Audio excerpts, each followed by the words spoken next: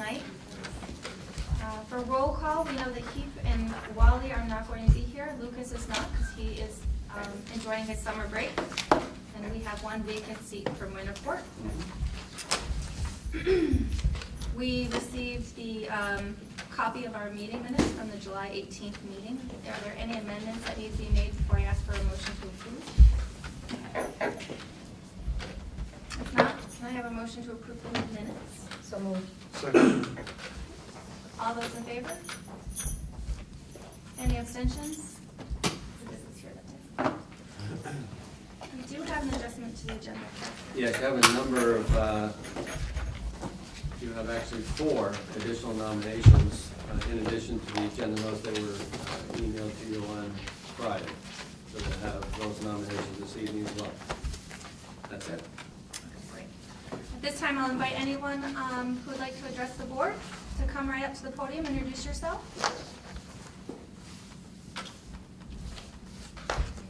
Doesn't sound like we have anyone, so we'll go right. And I don't have any board chair report, so we'll dive into the personnel.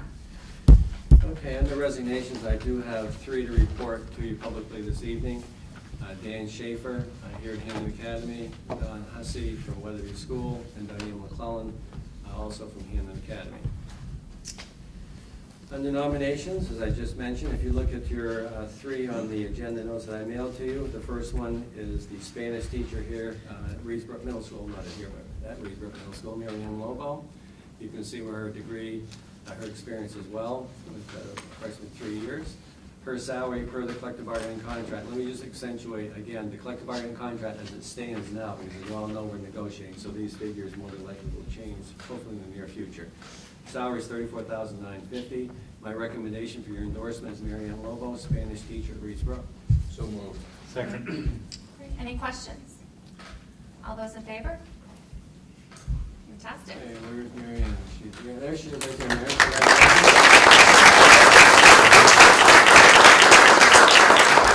Husband and wife combination now, congratulations. Hamlet Thompson, George B. Weatherby School, that should be a grade 3 position, not a grade 5, because of the resignations that have occurred over the last few weeks. So Pam Thompson, grade 3 at Weatherby School. You can see her bachelor's degree, a very significant number of years, over 20 years with rich experience. Pam's salary per the collective bargaining contract, $61,985. My recommendation for your endorsement, Pam Thompson, George B. Weatherby School, assignment grade 3. Second. Any questions? Hi, everyone. What's the plan for the 5th grade?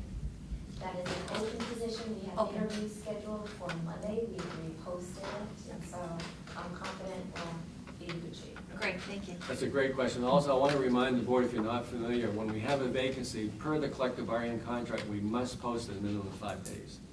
So you can never accomplish it in 1 day, so just know there's always a 5-day buffer there. Know that Jen always has a plan. She has a plan. She and I met on that today. She has a plan. Great. All those in favor? Fantastic. Okay, Pamela. There she is.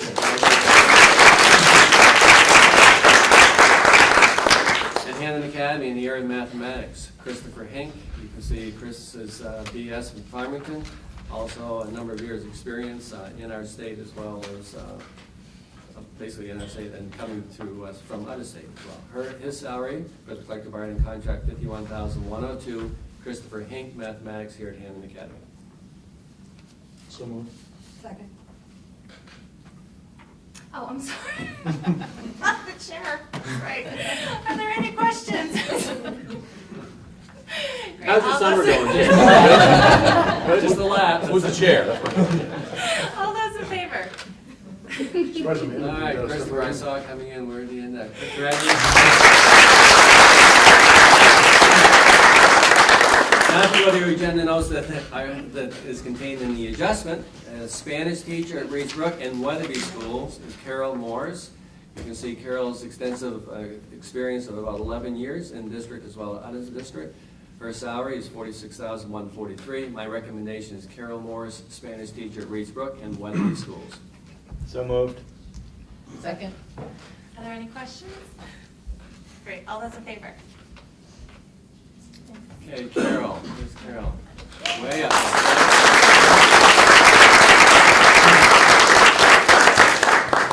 employee that we're recommending for appointment from an educational technician position she's currently held at Reesbrook in the past is Christine Keeley. She'll be looking to go into the grade 6 ELA position at Reesbrook Middle School.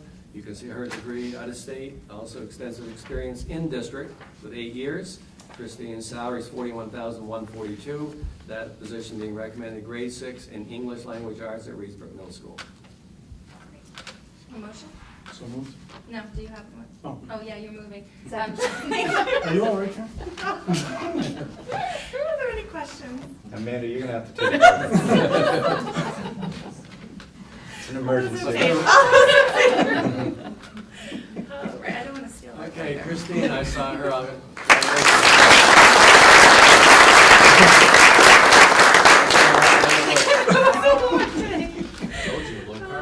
Okay, next lady with 13 years experience approximately, Hampden Academy art teacher Adele Drake.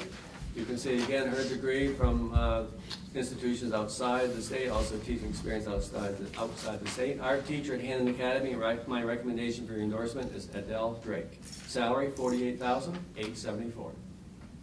So moved. Second. Any questions? All those in favor? Thank you. Adele, congratulations.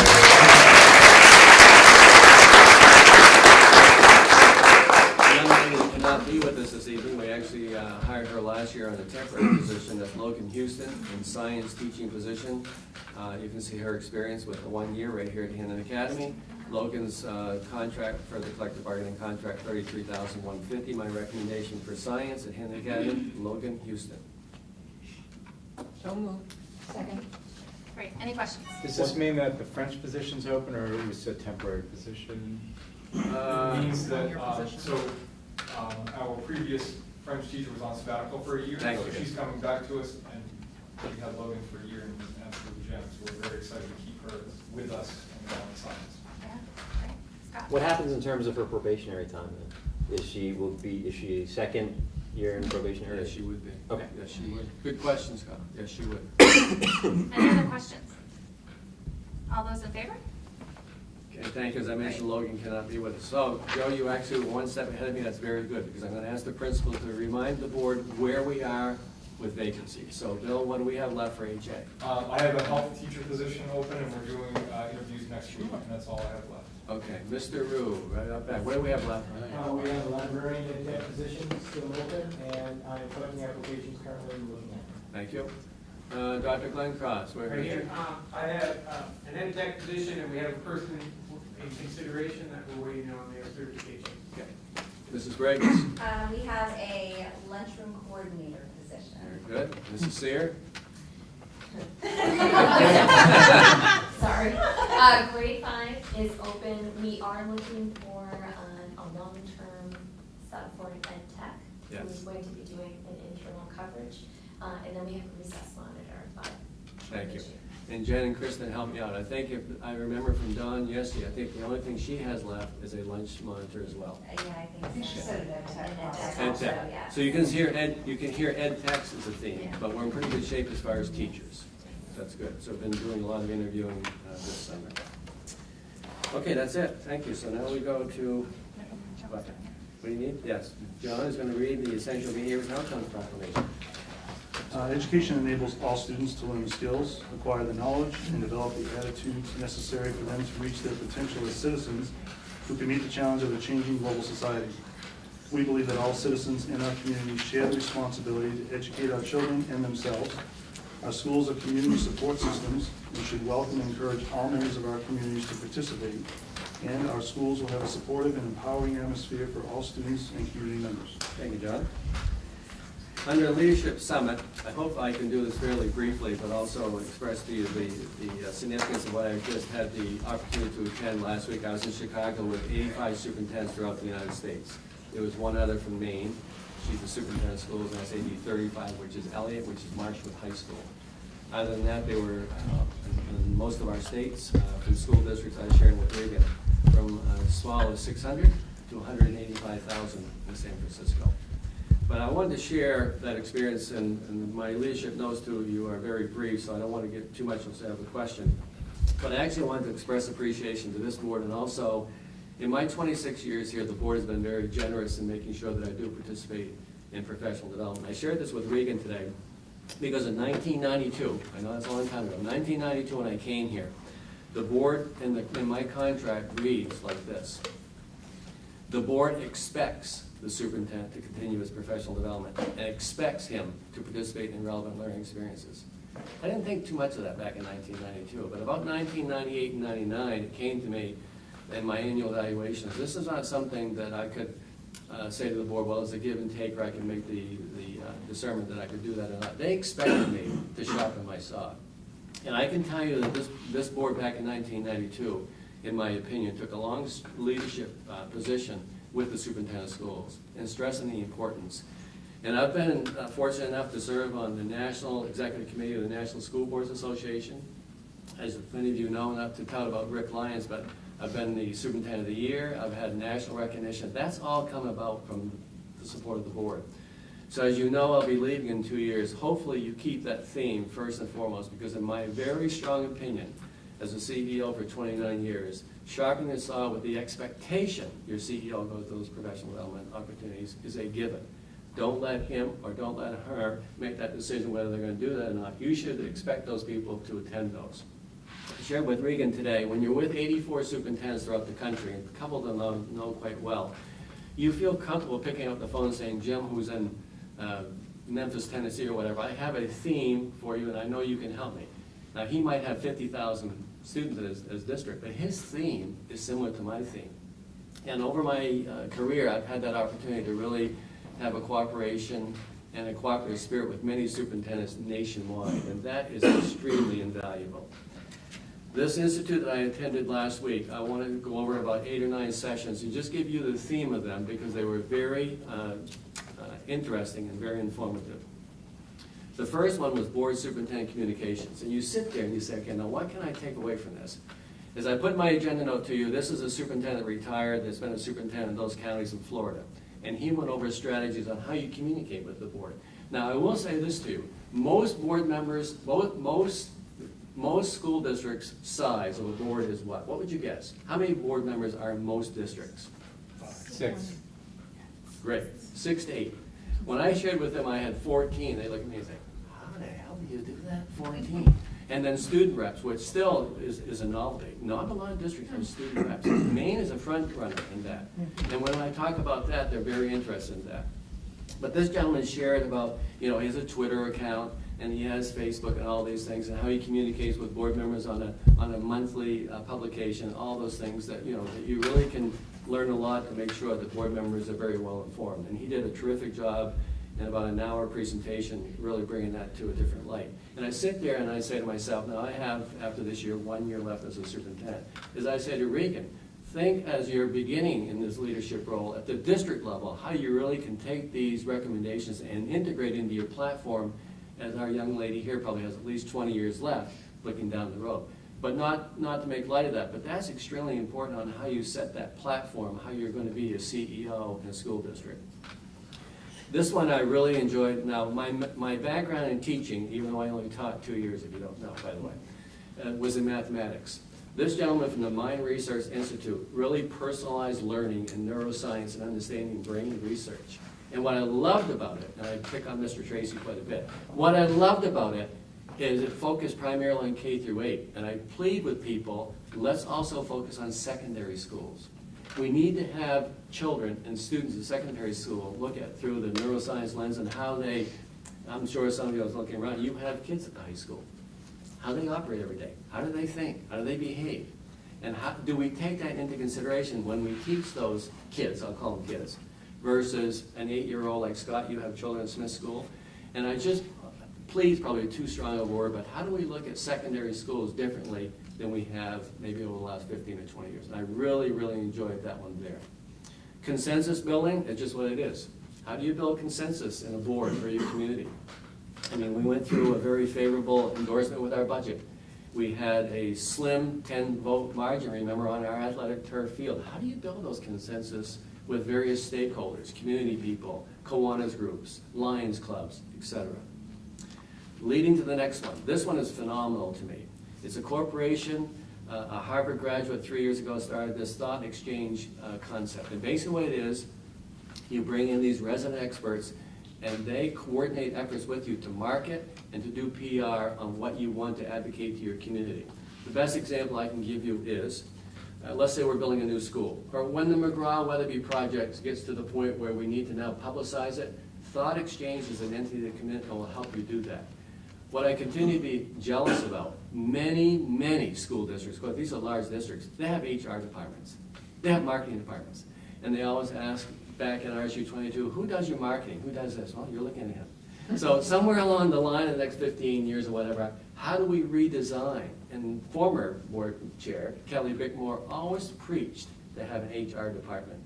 So that's something that would probably in public education we need to think about, particularly in Maine. Key elements toward building a confidence in school safety, not surprisingly. And I put it in here, Bar Harbor, I'm going down in a couple weeks, they're actually looking to do that. And the way that looks is this.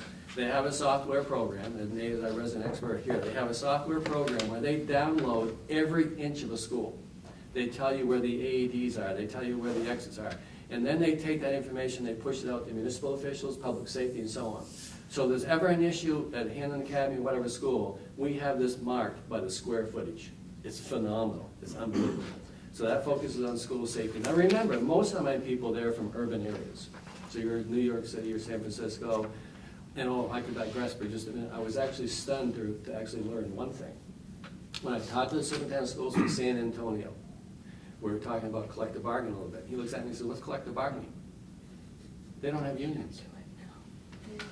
And I was telling him, well, how do I, as a superintendent of schools, try to navigate faculty or whatever to move in the direction? And basically, how do we have to negotiate that? He said, what do you mean negotiate that? If we believe that's right for children in teaching and learning, we ask our faculty to do it. So that was a different conversation. I'll just stop there, but it was very intriguing to know that. That's school safety. Too many data silos. Another, now remember from a math background, this one made a lot of sense to me. How do you have a sense of synergy between and among the silos? How do you integrate those? And not surprisingly, many school districts have a division of data. And so you have these experts that collate all that synthesize that disaggregate that data. And this one here was very interesting as well. Using high-impact coaching to build teacher capacity. Matter of fact, many of the principals mentioned yesterday, and even in the Ed Committee, I think tonight, public education is going through a very significant transition right now. Seeking teachers today in 2018 is quite different than it was in 2010. We have some challenges with getting the robust number of applicants that we did 10, 15 years ago. 20 years ago, not to pick on any positions, but 20 years ago for a K-5 elementary teaching position in this district, we probably had anywhere from 50 to 60 applications. We don't have that today. And the concern that many of my colleagues shared in Chicago last week is the drain of teachers leaving the profession. And it's not escalating rapidly, but it's occurring more so. And then this one here, this one kind of blew me away. Student anxiety and mental health. And we've talked about that at this board. Mental health and behavioral health. Basically, and I'm not giving justice to this, but basically the way this works is this. They have a program. And the district basically personalizes the program to focus on those students that may be at risk of suicidal tendencies. One superintendent, I think from Nashville, has had 5 suicides in 3 years. And this is, I'm going to give you the very simplistic Rick lines the way it works. They have keywords logged into the database. So if Joe Pickering types into his laptop at home, I want to talk about death, or I have stress, or I have a tendency to think about suicide, that information, that database, triggers out and reaches out to key people in the district that need to know we have a situation here. We have a red flag, and we need to make sure we stay on that ASAP. It was mind-boggling how it worked. And the success they've had in some districts, and it's only been operational about a year, has been phenomenal according to the superintendents that have bought into this. So it would be like on the Chromebooks that the students would use? That's exactly right. It'd be like, and Nate, help me if I really get off on, it'd be like a firewall that we have. The firewall protects you. Here they actually, Joe, they actually tier it up or construct it with respect to these provisions that become problematic. And the computer can then obviously read that and basically then push back that we need to take a look at this particular student because look what he or she is doing. Look how they're behaving. So that's a very quick overview, but hopefully you just get, and I'm sure in your profession, when you go to conferences and you really listen to people, the first thing, there's two things I always come away with. We do a lot of things right, but we have a lot to learn, and that's the key. What do you do, and Covey says, you sharpen your saw, you increase your toolkit, or however you want to phrase that. But getting back to the point of 1992 and the board having at least the spirit and the mindset, this is what we expect of our superintendent. 26 years later, you sit back and say, wow, that was the right position to take. It's phenomenal. So any response or questions as I kind of rambled through that, John? Well, with something like Go Guardian, we Yeah. were just talking about. So at what point, I know it's only been on a year or so, but at what point would you seriously as a district maybe consider looking at that? That's a great question. I think what we need to do is we see those weaknesses our district has, or those tendencies that we want to examine. How do we then elicit entities like this that can help us out? For example, go back to the Bar Harbor one. Not that we need to do that tomorrow, but I'm going down to Bar Harbor. Dr. Mark House is the superintendent there. How are they doing that? How are they teaming that up? How are they supporting it? How are they budgeting it? And how are they going to build that? The bottom line is, the more information you have, then again, you can take advantage of all the information to make your system better. So if the next year something happens that we say, wow, we need to really examine this, you should come to me and say, what do we know about that? What can we do to reach out? Who are the experts out there that have already learned from it, and how can we then take advantage of that? Yeah, I just don't want to lose this thought. No, the point is to say maybe what the obvious is, and it's not, I don't want you to get the feelings about Rick Lyons. If you don't have a person out there doing this type of stuff, look at the vacuum you create. Look at what you don't know. It's phenomenal what you don't know. And I've said to Reagan before, the networking, like in your professions, the networking is unbelievable. When you can call people up and just talk like we're talking like this, and they give you some clues, some examinations, what are you thinking? You can get through all that. What was the discussion regarding the high-impact coaching? I remember during our budget discussions, there was some community skepticism regarding our teacher coaching. What was the discussion? I would say more go on the pedagogical skills. And what I say, and I'm using probably very, not harsh terms, but straightforward, we don't teach content, we teach children. And the neuroscience and how the brain develops and how the brain research, and how do you take that and integrate that into a grade 5 classroom or a pre-K classroom or AP calculus in high school? How do you take and just understand, like we talked pretty much today in the standards in the Ed Committee, how do you integrate that versus 25 years ago, the old phrase was, I'm the teacher, I teach the material and the students didn't get it. If they didn't get it, I didn't teach it. No, you didn't teach it because you didn't understand the children, okay? And that's why I think I'm gonna kind of go out on the branch a little bit here. I'm speaking in generalities, Mrs. Corliss, so take this as generalities. In the high school, our high school is equipped to not be lecturing so much, where I'm not saying rows are bad, but kids are in rows. But you go into elementary schools, there's groups and there's dynamics, there's more interplay. And I'm not saying that doesn't happen in high school, that's an over-exaggeration. But I'd like to see high schools become more models like elementary schools, where I believe that the child's understood. Not to imply that the student's not understood at the secondary level, but I'd like to see that to accelerate. But it's basically, Joe, it's the brain research, the pedagogical skills, and what are the skills the teacher has to meet that individual standards attainment and so on, and tracking the data and how that all comes together. So it wasn't really specific to the public discussion regarding our teacher coach? Yeah. It was a different. Then the other one, I think I might have put in here somewhere, but I didn't want to bore you with all this, but one district has hired specialists with coaching principals. Because in the larger districts, they don't believe they're doing that to a level where you have that intimate relationship between that person and the principal. How do you work with the principal to establish goals, to monitor that? Versus just, hiring a principal and saying, here's your job, good luck, and we'll see you come June 15th. It's a lot of coaching, a lot of supporting, a lot of mentoring, direction, redirection, establishing goals, that type of thing. Anything else? Rick, what do you attribute to the drop in application numbers?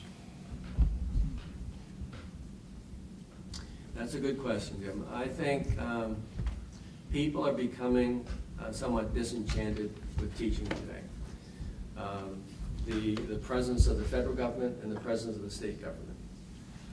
The scripted kind of getting back to Joe's question a little bit, the scripted expectation of a teacher. You need to teach to this, and you need to test this at this time. Here's the window of testing.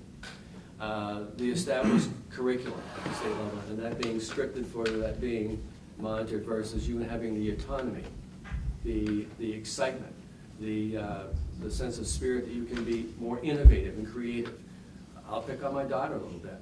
I mean, she mentioned to me, well, a couple of months ago, I'll reveal, I'm going to be a grandfather, by the way. But anyway, that aside, she's not going back to teaching. But she met with me a couple weeks ago. She said, you know, I just want you to know, she's been teaching 8 years. A lot of teachers are leaving because they've lost the love of teaching because of the mandate of what we're required to do, and we don't feel that we have the autonomy to do what we want to do.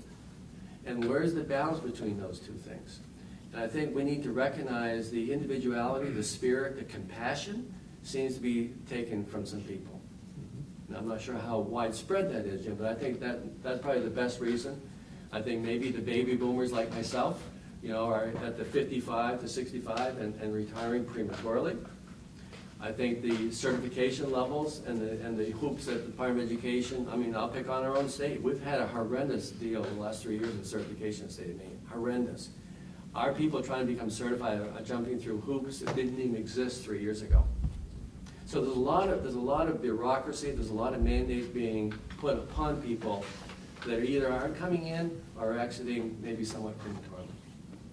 The biggest thing that concerns me is the fear that they don't have the love, the spontaneity, the innovation that maybe they think they should have had more so 5, 10, 15, 20 years ago. Any principal want to chime in on that? Kristen, Dan? Kristen? I think you're right. Sometimes I do. I think that, you know, that's what your daughter was expressing is one of the things. But yeah. Yeah. One thing, I mean, I Sure, go ahead, Jane. totally agree with what you said. And I think that one of the major things is we say we want to teach the child, and you said that earlier today, you want to teach the child, but then you're told, and Tuesday at 10 o'clock you need to be teaching this, and Wednesday you have to teach this, and Thursday at 2 o'clock you better be teaching this. What happens to that little child that at 8 o'clock they come in, they haven't had anything to eat, they've had a terrible weekend, at 9 o'clock you're not going to get them in math or reading, but we can't do that. We used to be able to do that. And that, I think, is one of the real problems, and it's very deflating for a teacher, whether you're in the high school or you're in the elementary school. It doesn't matter. It's the same thing. And I would totally agree with that. Yeah. But in some ways, go ahead, Jen. One thing I would offer too, it takes a lot of courage to take those students and teach, and you are vulnerable. And one thing that I think has changed as a society, and this is not here necessarily, but it's across the country, is that respect for the authority of teachers.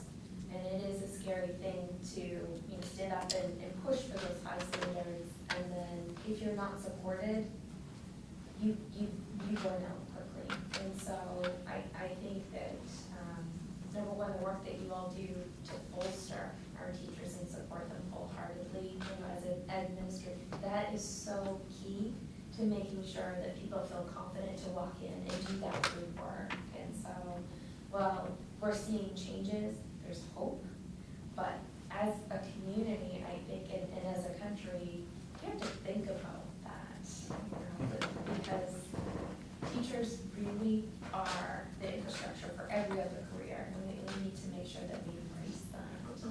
So my final comment, again, is twofold. Number one is express appreciation to you folks, but also your predecessors, because they really allowed this to happen. And also, not only for your superintendent, but all faculty and staff, professional development is the key.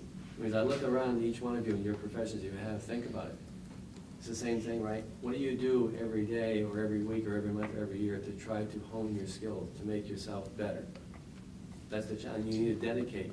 And when your supervisor or your corporation encourages you or expects you to do that, big difference. Thank you. We have a special election coming up in Winterport for the water and the school board vacancy. We all know that's coming up on the 14th, right? Yes. Okay, so we have no students, so Regan, you're up. Actually, can I make a comment? Yes, sir. About those resignations? Yes. There was a lot of praise for our district in their resignation letters. I know we didn't read them, but Yeah. they're public, so Yeah. it's not like we have bitter teachers leaving. I mean, it's coming because it's the end of their contract. It's not like, Yes. Thank you, okay, Tony. there's an exodus. Matter of fact, Gloria in my office and I met today, and maybe some of you don't know, we do an exit survey with teachers leaving, not I personally, but actually the board asked last year if we could do it differently, and the principal's doing that now. I'm gonna present the exit surveys to you in the next board meeting to give you a sense of, here's 20 teachers leaving, here's the commonality, here are the threads. So you can kind of get a reason, you know, why are teachers leaving? But I think Tony brings up a great point. There's a strong sense of appreciation for this district. And I'll go back to my comment before, we do a lot of things right, and we need to learn to do things better at the same time. So if you go 2 for 4 in the double hitter, how are you gonna go 3 for 4 in the next one, right? So, okay, Raymond?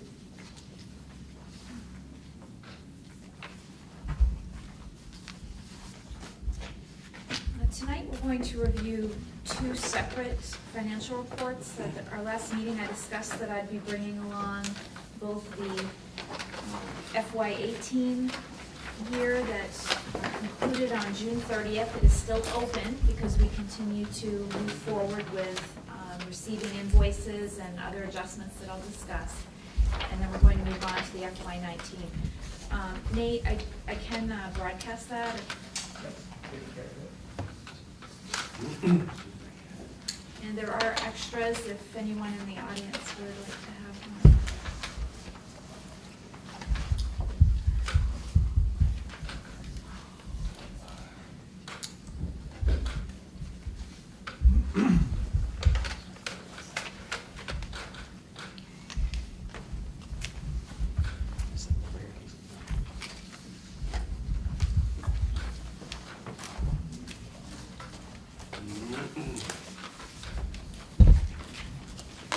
So as we're coming out of the fiscal year 2018, we do still have some adjustments that will be coming through these numbers. And typically, just so you understand, although the year officially ends on June 30th, you have not received all of the bills for what you've purchased in 2018 yet.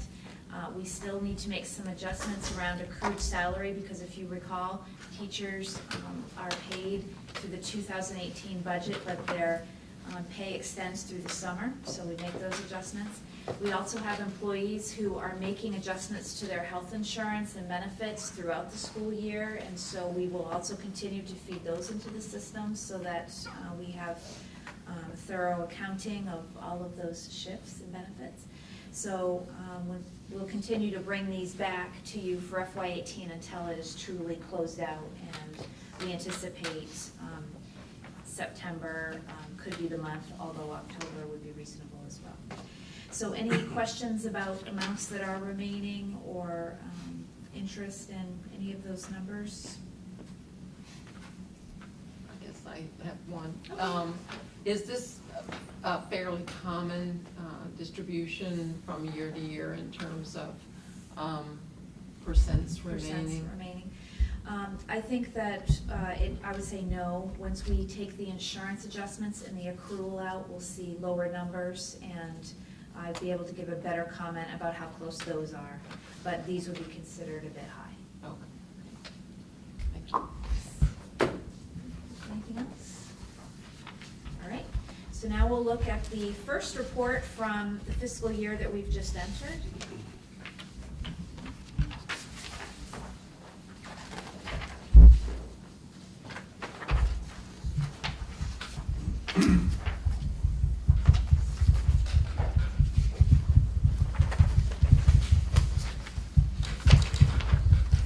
As you can imagine, when you've just opened a new fiscal year, your percentages remaining are going to be quite healthy because we haven't paid much out. Where you do see that there have been some expenditures are because our office staff is processing the purchase orders that are coming in from our schools.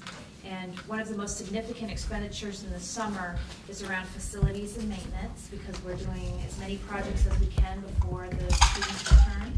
And we also have a lot of ordering going on through each of our principal offices, so we're getting a lot of textbooks in, curriculum materials, just supplies for classroom to classrooms. And then we also have requests for things that are district-wide. So we're running software programs, for instance, assessment software, and we need to have all of that ready to go at the beginning of the school year. So those are some of the expenditures that have started, and you'll certainly see more as we move on. Is that why Article 5 is already down to 88? Yes, because we have assessment in Article 5, and that's a perfect example. We have NWEA that we are ordering for. Can't think of anything else off the top of my head, but that's the type of expenditure we'd be looking at. Any other questions? All right, great. So we'll move on to the Assistant Superintendent report. I'd like to start off today by passing out a copy of an article that was in the Bangor Daily News, and we have enough to go out into the audience as well. Our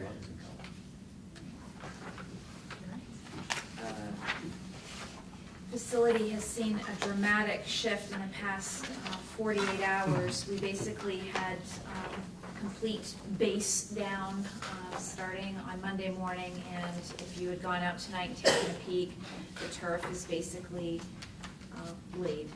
And there will be a lot of work to move ahead, but we should have substantial completion by August 8th, which is just a week away. So today, what I'd like to do is, instead of a written assistant superintendent report, I thought we could look up at the monitor for a bit, and I thought I'd give you a photographic tour of our summer projects. So to kick off this brief show, I think that the turf install is certainly our largest project of the summer, and we have a picture there of today's outcome with the turf being laid, and then we do have the light pole beside it. Those are all now up. They had an opportunity to come today and get those standing, and we'll go through and I'll show you some other pictures. So in the top left-hand corner, that was what we were seeing on Monday morning, and they started laying the turf around 8 a.m. or so.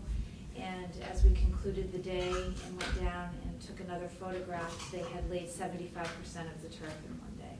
Pretty remarkable. If you go down there now, we have the end zones done. I know when I left campus, and the last look I took, they were also doing the sides, and so I've been entirely impressed with this process and the professional and efficient work that these companies do, and how well they collaborate with each other to get the work done. So it's a definite spirit of get the work done. A few of the steps just of interest. On the left-hand corner is the old turf that was removed, and I will say, once we started looking at it and being so close up to it in the rolls, it was deteriorated. I think we've made such a good choice to make a move. The white bags are all filled with infill that will be put on the field and brushed, and will of course give us the height to the field and also the safety component that we're all looking for the students. And the we're not going to call it padding because it's actually infill, but it certainly gives the same GMAX rating so that they'll have the safety if they're falling on the turf. So that goes on top of it? It goes in. It goes into it. In the turf. Interesting. Yeah. Is Corja basically done at this point, or are they still involved with us? Oh, they're still very much involved. Oh, they They are. were just here on Sunday inspecting the sites. They are talking with the contractors every day, and they stay in touch with us, and they'll be coming up for inspections.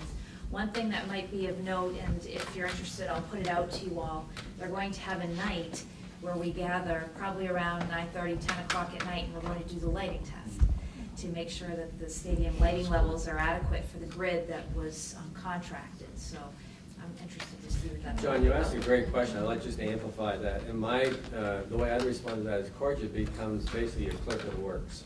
I mean, they're basically the general. They're general the experts that make sure that the people that we've contracted are doing the right work, because guess what? Rita and I probably don't know too much about installing a turf, but the clerk of the works does. It's kind of like when you build a school, you have your owner's rep and the clerk of the works. There are eyes on the project. And they do that through completion? Yes, they do. Yes, they do. Yeah. So just to give you, again, the names of the companies, Net Sports is installing the turf. Sargent is subcontracted by Net Sports, so they're here every day working on the project as well. And then Mollison is the lighting contractor, and they've done a great job. Will you send an email, maybe you said this, will you send an email about when the lights are gonna? Yeah. Okay. Sure. Yeah. And then the top right-hand corner, that's how the turf shows up in the new form. They have it all rolled and they just take it out there, and I guess the way I looked at it is kind of like that frozen pie crust you unroll. And hopefully it lines up better than any pie I've ever made. The lighting, they had the crane on site today, and the precision with which these crane operators have to work is amazing. I mean, you're talking centimeters when you get right down to it, and just swiftly done. Very professional. The lights, certainly interested to see what the lighting pattern is going to be. I think it's going to show us that we had some spots that we didn't even necessarily notice. So let me interject another one. So I said to one of the lighting guys, they said, how's it coming? He's doing quite well. I said, well, how do we get those lights directed? And they're all computerized. They're all set by a computer as far as the angle of the light. He said, we're going to turn them on next week to make sure they're all computerized. So that's all pre-established, preset on those poles. In a little perfect world. Are those gonna be on a timer, or are they gonna be on demand? Like, are we gonna be lighting this field indefinitely, or is it gonna be when something's scheduled, they turn the lights on? We'll definitely have it on demand, Yeah, and okay, then yeah. even then, you can have different lighting levels. So for instance, if you're having a practice, you can choose a different lighting level than for a game. Okay. If you want to have some different aspects to the lighting during a game, you can do that, so it's definitely on. But we're not gonna be lighting it No. every single night till 10 o'clock and. No. So when the visiting team has the ball, can we? Now, that's a strategy. Yeah, Home field advantage. Sportsmanship banner, we might not get. that's probably true. You won't be running the lights, Scott. Only if we hire referees from this district, we might be able to get away with it. So a question came up today that was a great question around, weren't we going to be having the logo in the center of the field? And I just want to send around, this is how the field will look. The logo is not there yet because they actually cut that out and they'll be placing it in. So you can take a peek at that. And then there was a question around all of the numbering and hash marks and how do those go in, and those will all be sewn in and put in with adhesive, and it's just the process that they use, so you can be expecting the different look once it's all said and done. We have about a week to get that all done. Yeah. So, any other questions about the turf or lighting install? Because I'd like to go on and show you some of the other projects. We have a lot going on in the district right now. I just want to invite anybody who wants an up-to-the-minute look. I shot video at 6:55 p.m. before I came over here, and just tap me on the shoulder, I'll show you that. Do we have a Chromecast for this, on this device? There is. There is? No, I'm sorry, it's just an Apple TV, I believe. Oh, okay. I'm sorry. So I'd be glad to. Press letters with our Android devices. No, I'm an iPhone. Oh, there you go. Yeah. Just an Apple TV, sorry. Okay, well, hold on. I've only done it with Chromecast, so let me see. You'll need to disconnect.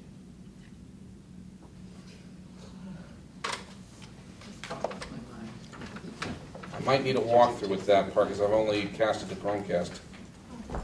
Not sure what I'm looking for here. So not sure how That's the best kind. Participation. Teamwork. That's knock yourself out.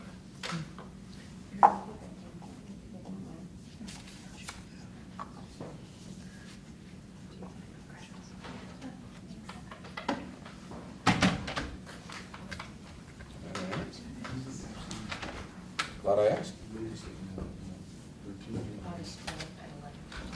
There you go.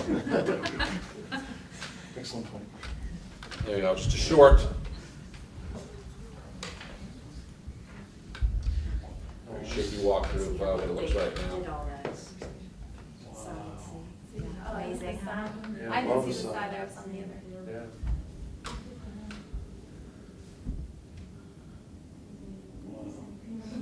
I love the purple on the side.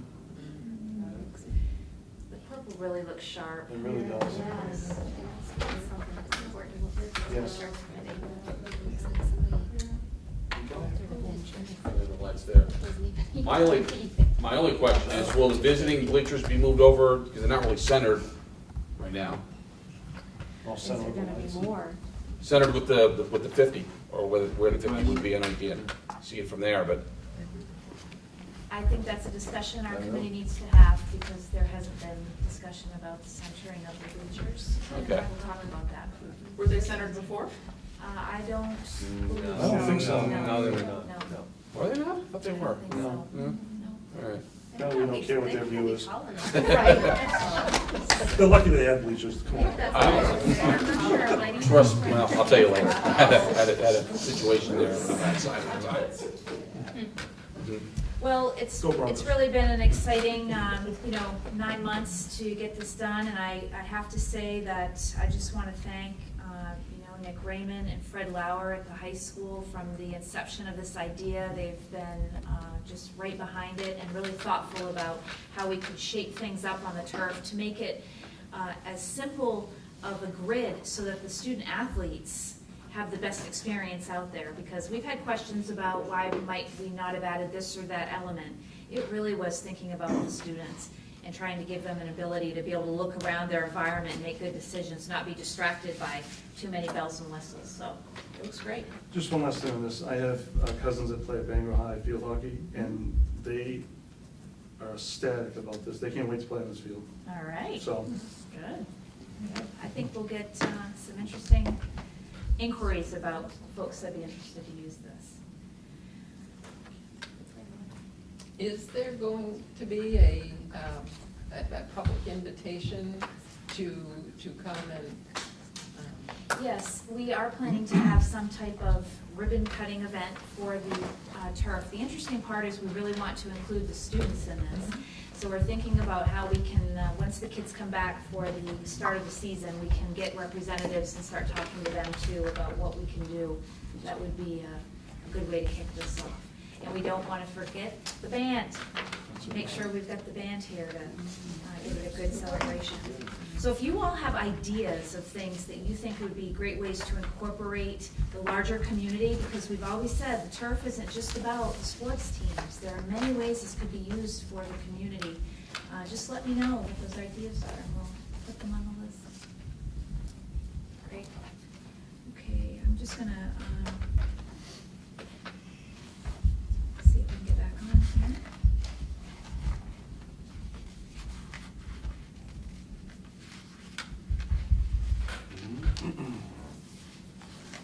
So I just would quickly like to take you through some other projects, because I think that the district has a lot going on that is also very efficient work.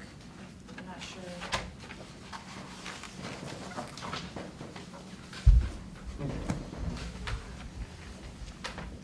you just had to stand by it.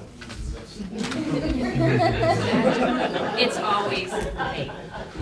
Like that aluminum foil antenna. So at Smith School, one of the larger projects of the summer on a campus has been a drainage project.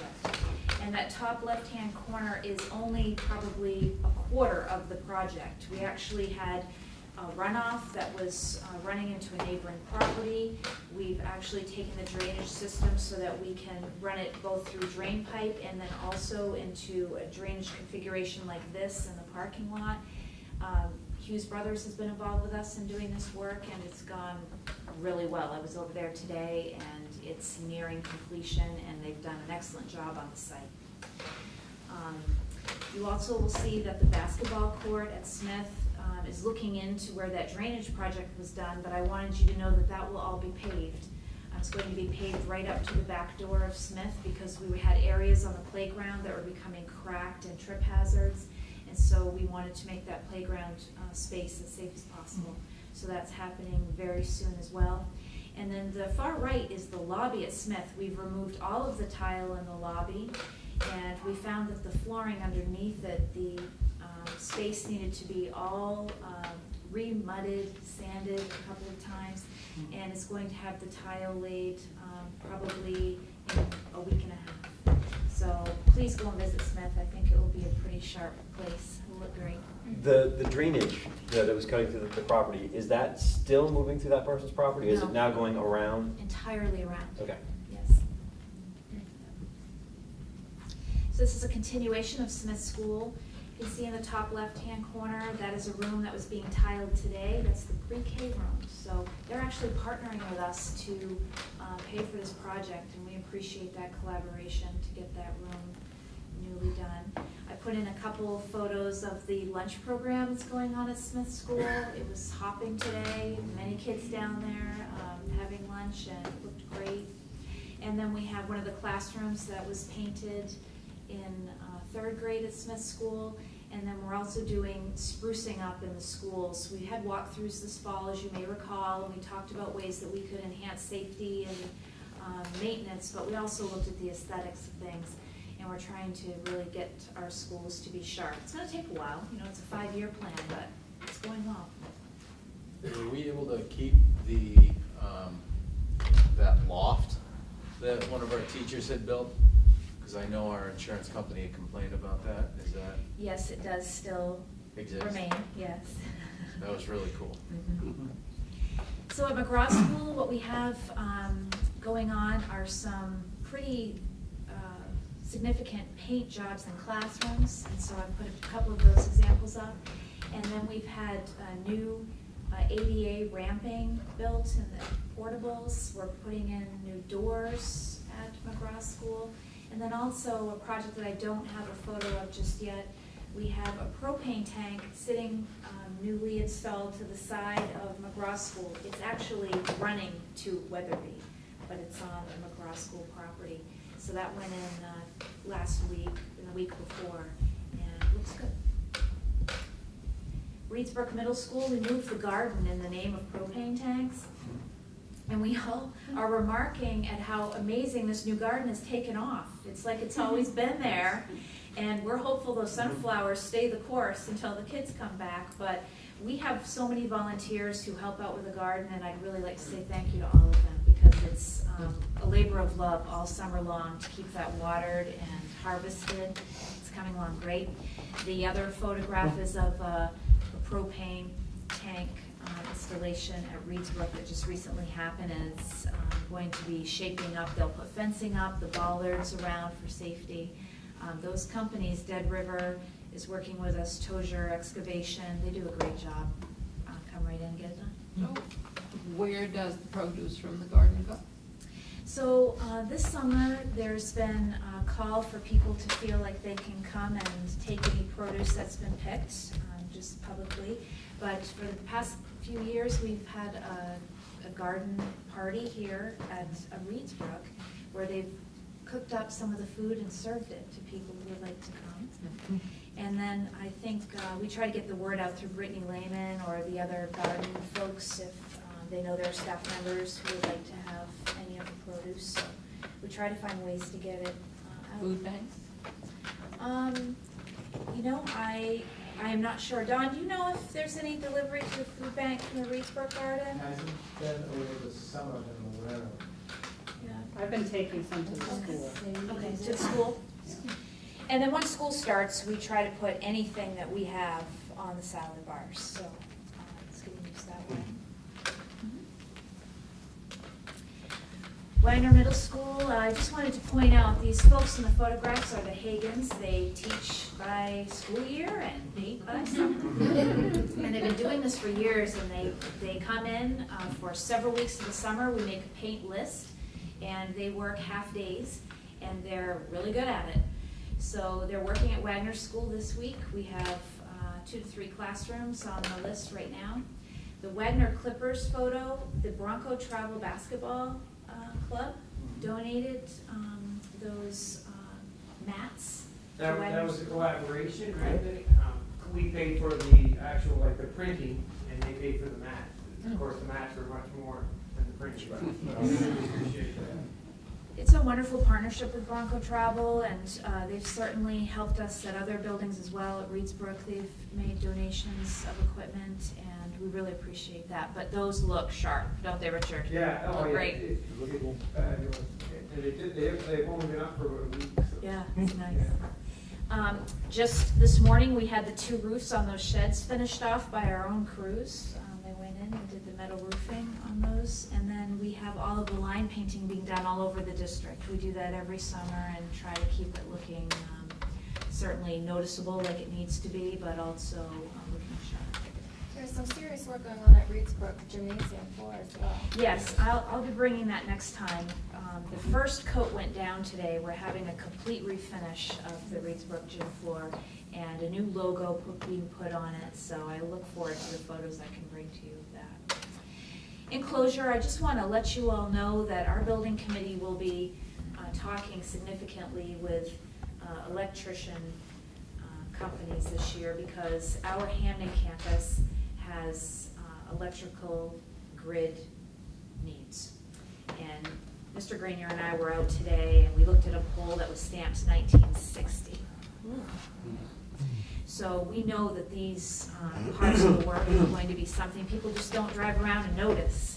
But it's something that is a dire need for the campus, and we'll be looking into what it is that we need to do, but it will be substantial.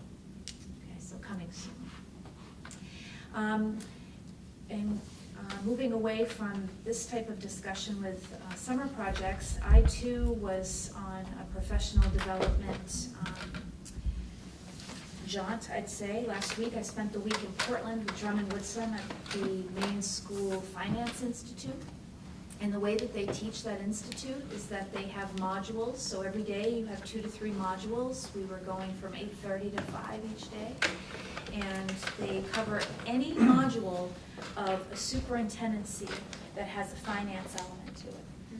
And what I would say to you is that there was so much to learn and to know, but I felt like our district is doing a very fine job of covering so many bases and has had an excellent history of pulling down funds from different sources.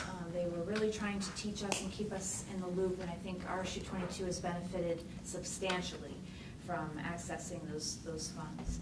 So I definitely feel educated and know some directions we need to go, and we'll be doing that.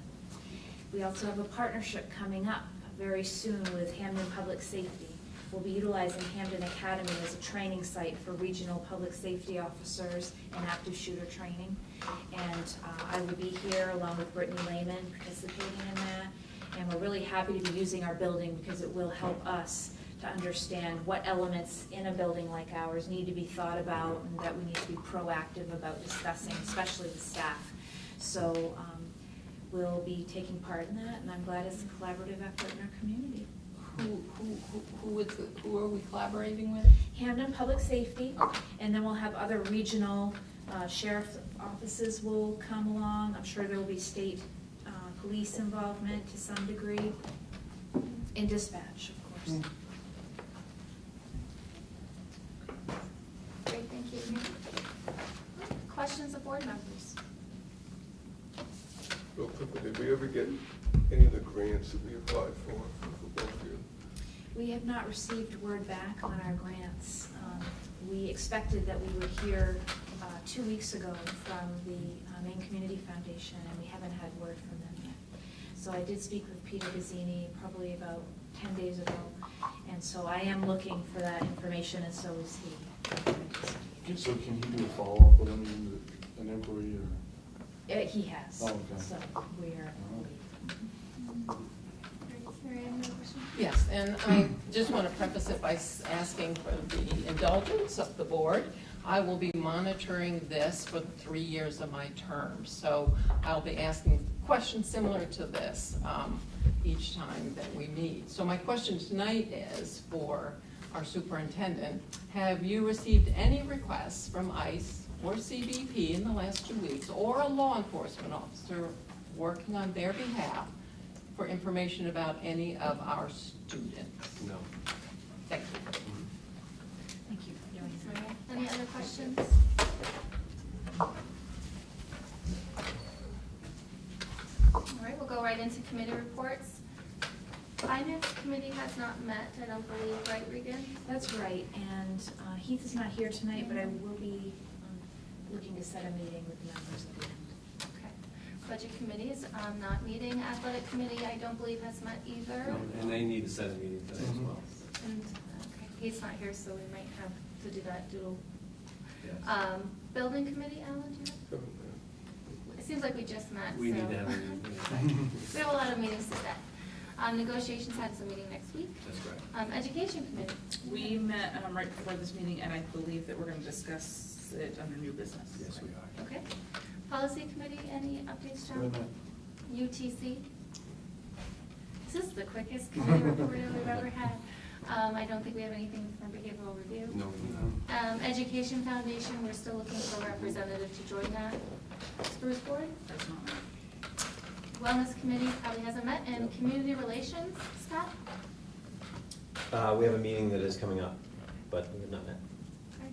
Well, we've enjoyed our summer. I just have a question. When does the finance committee meet? Yeah, it usually meets more regularly than it has in summer.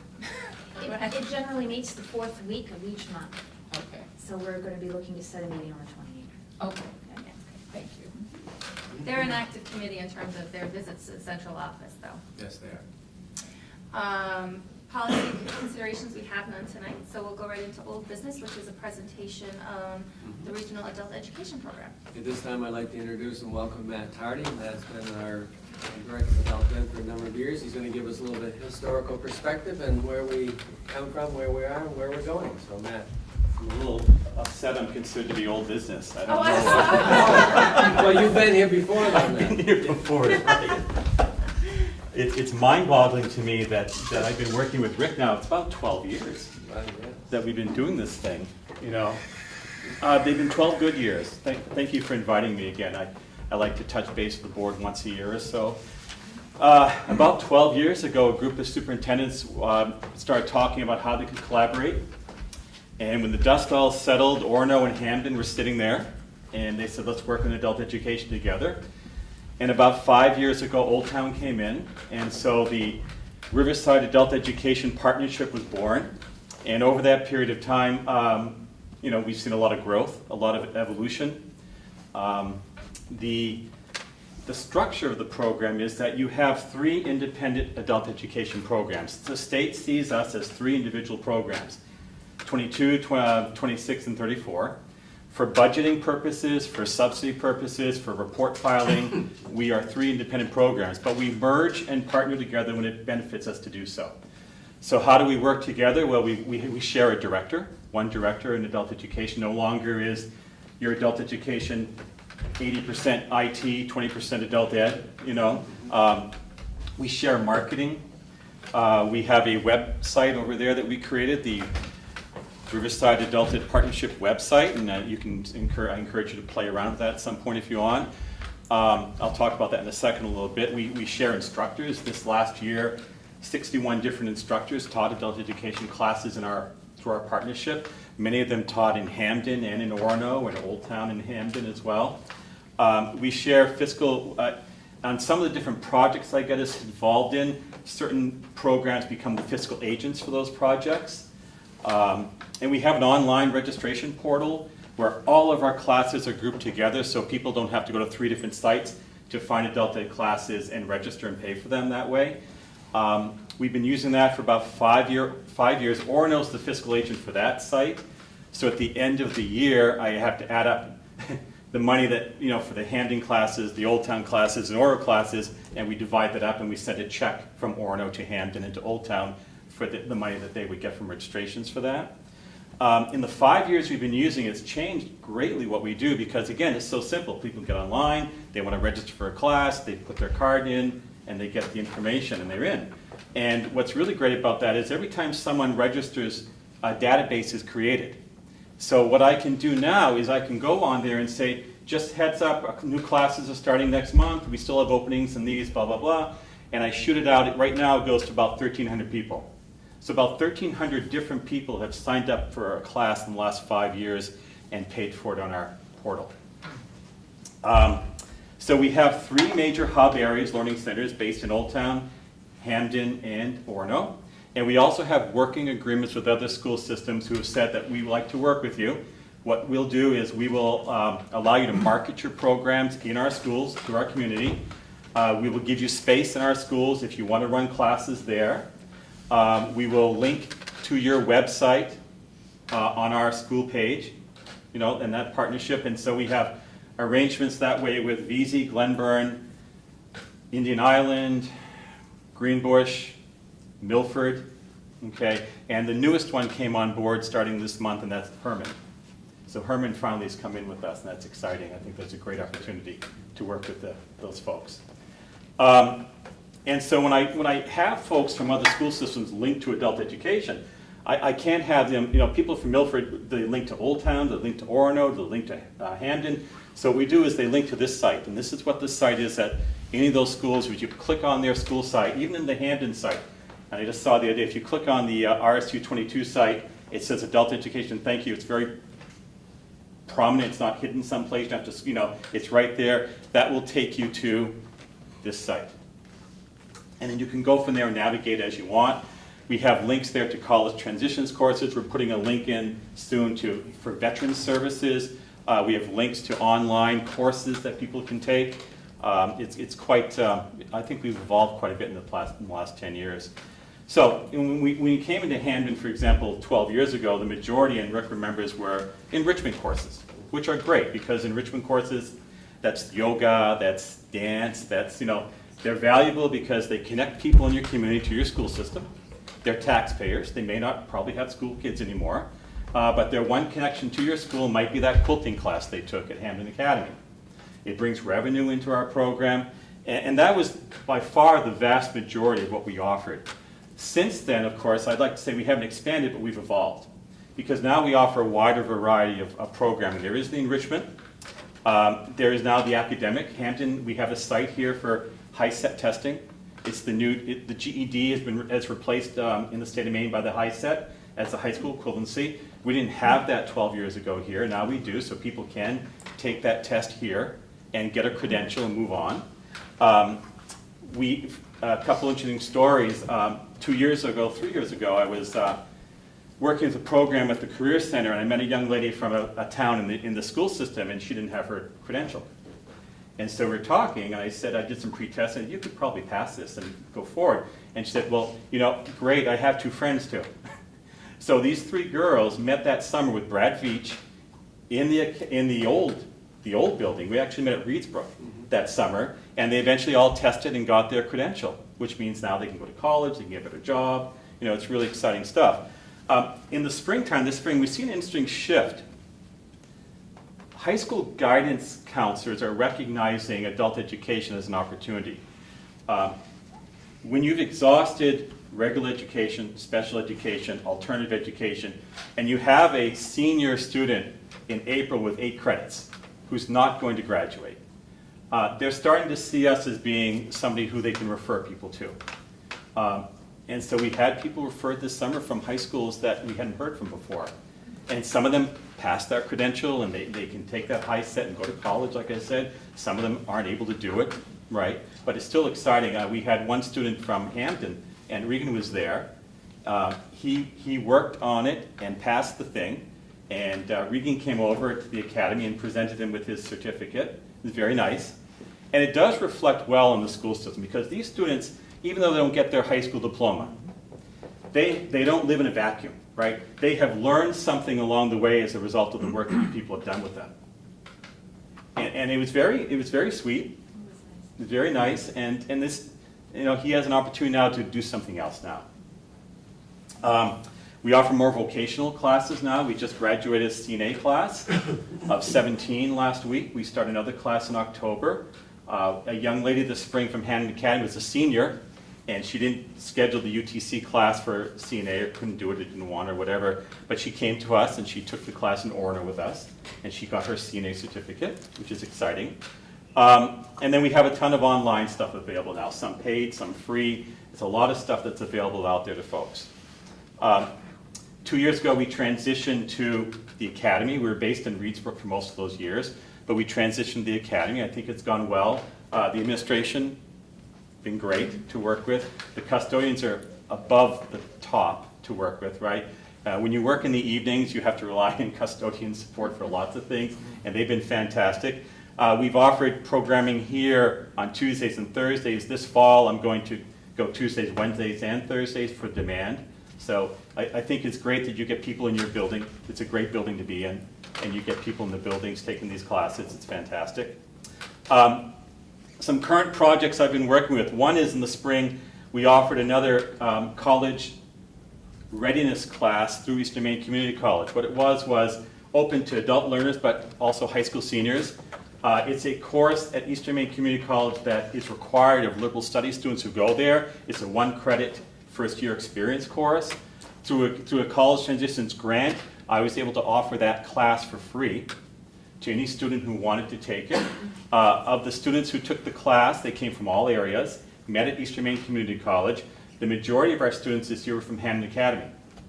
So some seniors from Hampden Academy who are going on probably to technical community colleges got a chance to get a free credit. And what they did also, if they go to Eastern Maine Community College, is they lessen their load because they don't have to take that 1-credit class as a freshman because they've taken it with us. And we're going to continue to do that with the partnership through Eastern Maine Community College. In the fall, our partnership with Penobscot Job Corps expanded greatly. 3 or 4 years ago, a former principal from Hampden Academy suggested I go talk to the folks at Job Corps, because the students at Job Corps are working on trades, but are also working in high school credentials. Some of them are working on linkages with sending high schools. Some of them don't have that, so they're working on either their high set or maybe a diploma through adult education. And what we did this fall was the Penobscot Job Corps folks asked us to take over all of that program. So we now are responsible for all of their high set GED testing on their site. Sometimes they send people to Hampden in the evenings to take the test, sometimes to Old Town. But that partnership has really expanded. Another partnership that has taken off has been with the Penobscot Jail program. We have been in the Penobscot Jail in a kind of a pilot program for about we've been physically there 1.5 years. We've been 2 years in developing this. An old friend, Emil Janess, got me into this one. Emil called me one time and said, go talk to the sheriff. He didn't tell me much more than that. But it's turned out to be a great experience. This is a program that we call the What Now, What's Next program. It's geared towards women in the Penobscot Jail. I put together a partnership, a team of people from adult education, from the University of Maine, literacy volunteers at Bangor, and a group of individuals. And what we do is we go in, and originally we had 2 slots, but you can't just walk in the jail and say, I'd like to do this, okay? It's a process. They were giving us 2 scheduled slots on Mondays. Now we have Mondays and Thursdays, and what we do is we fill those slots with programming for the women in the jail. And what we do is we ask the women there to look at this and circle what they'd be interested in doing, whether it's college transitions, personal enrichment, writing, and then what we do is we schedule those kinds of programs for them. And I had another superintendent of mine we were talking about, and I'm going to steal his quote, kind of. He said, the people who are in the jail system, they have dreams, aspirations, hopes, children. They have those same things that we do, and we can't give up on them. And that's what this program attempts to do.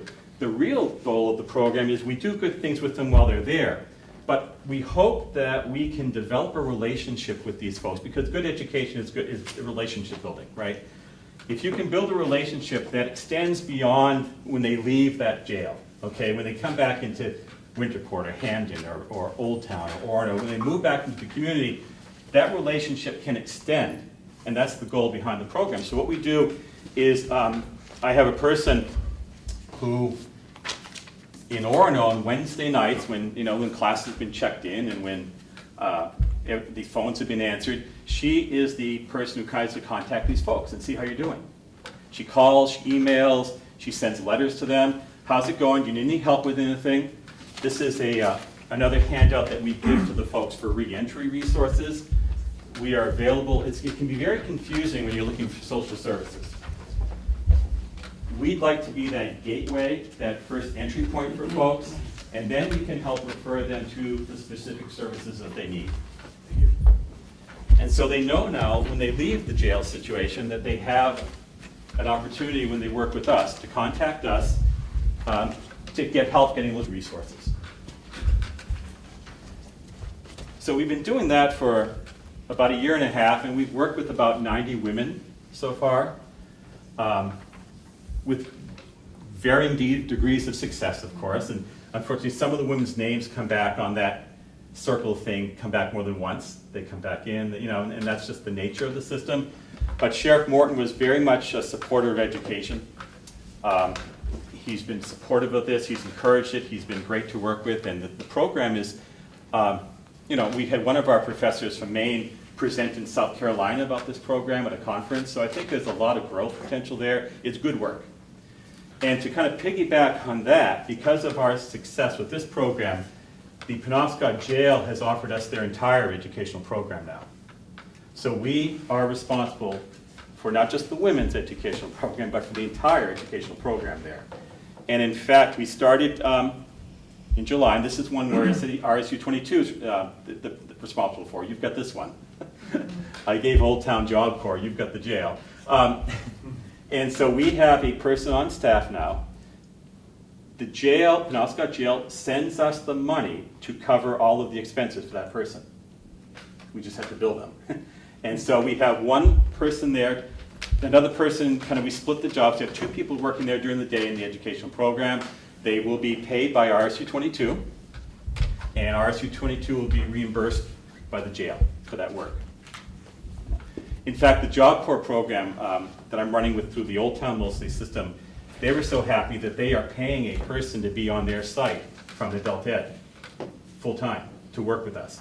So we have an agent, an adult education liaison, on their site full-time. They cover benefits, salary, everything. They send us a check every month for that. So we're able to make a difference. It doesn't cost us a lot of money out of pocket, which is kind of good. So again, the jail work is really powerful. If you sit in some of these sessions, you see amazing things. One of the people I work with said, we're only, each of us is only 2 or 3 bad decisions away from being in that same situation as these folks are. And so that's an example, again, of something that we've been doing. Do you have any questions? Yes? You talked about re-entry. Yes.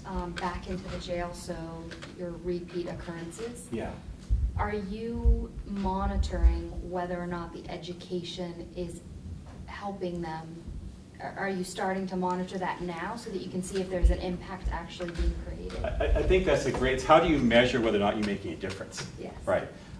If they come back in, there are lots of things that come into play with these folks, right? Lots of stuff that they have hurdles to come and deal with. The person I have when we start back up in September, she'll be doing more of that, tracking them down and seeing what's going on. It's just a staffing thing. We don't have the staff to be able to do that. But when they do come back, well, they share their stories with us in the sessions we have. It's very interesting stuff,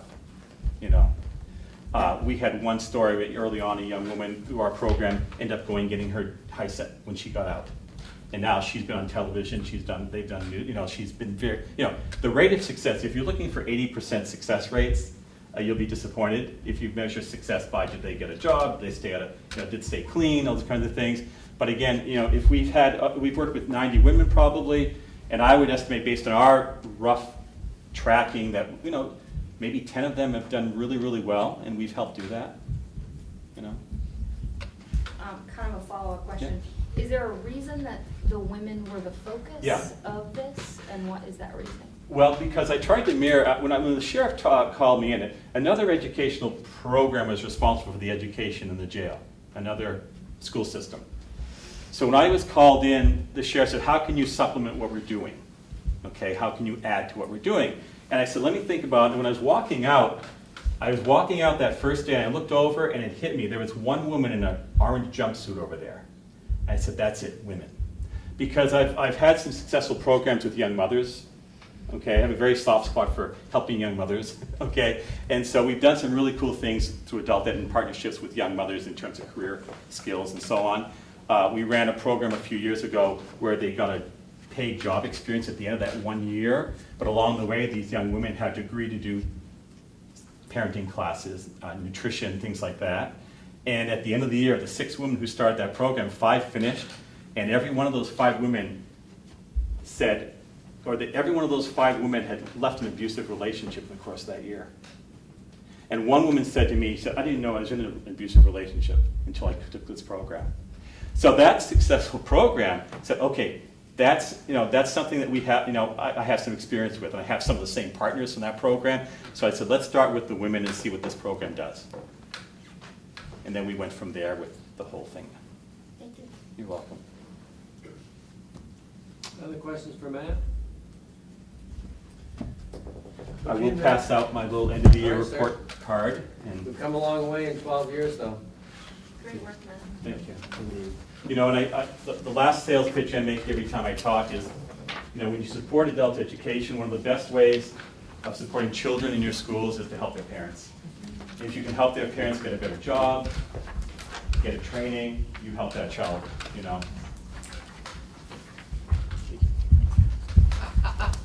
I would just like to say bravo. This goes way beyond what I was more familiar with in terms of adult ed programming.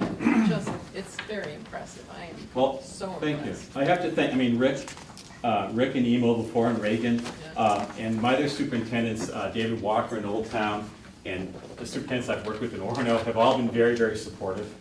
I can't do these things without their support. Right, well, the partnership is just amazing. It's taking a different,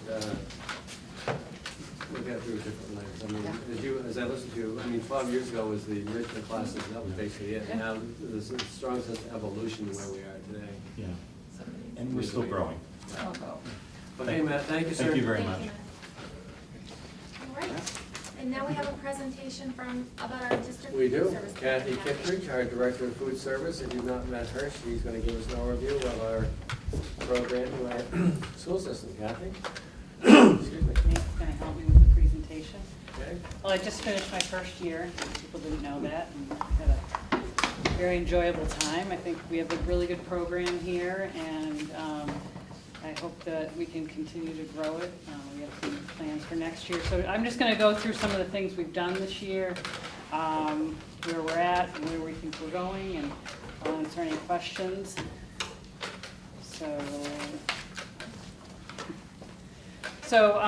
just looking at a snapshot of a day, we serve about 320 breakfasts a day in all the schools total. Lunch is about $12.70, and our a la carte purchases are about $13.80. I'm just going to back up because I skipped over. 2 of the kitchen managers are here, and I just want to introduce them as well. Cheryl Mayo, who's the kitchen manager for Hampden Academy. She was promoted to that position last year, and she just finished her 20th year here.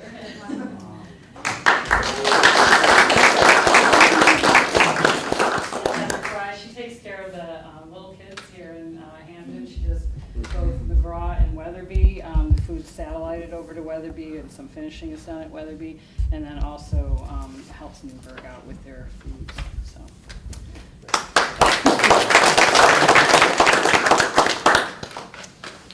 Okay, so these are our free and reduced lunch percentages broken down by school, and shows how many students are enrolled in each school and how many are eligible.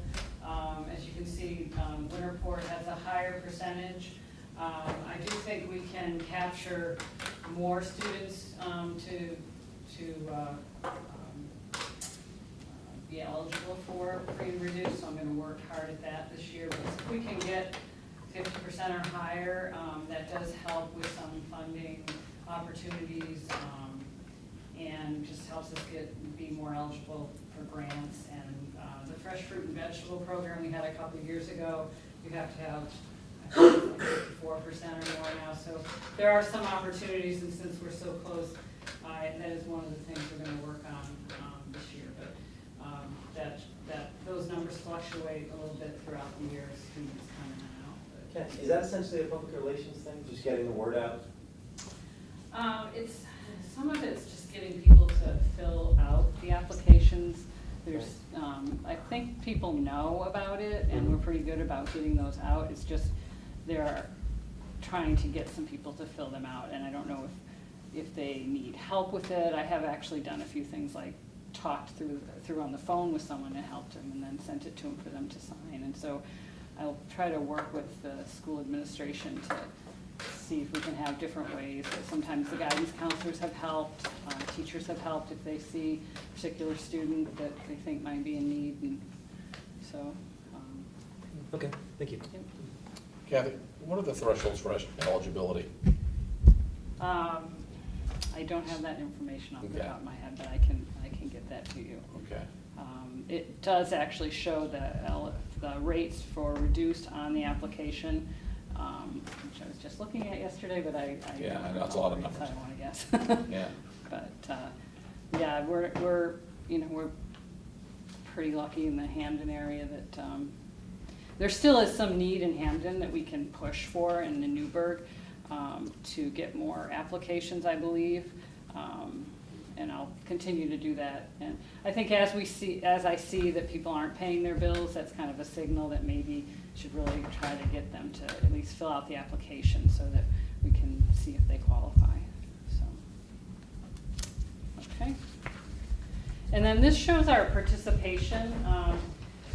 So by school, the number enrolled and then the number of meals claimed. This is based on May, and so it shows what percentage of students are eating breakfast.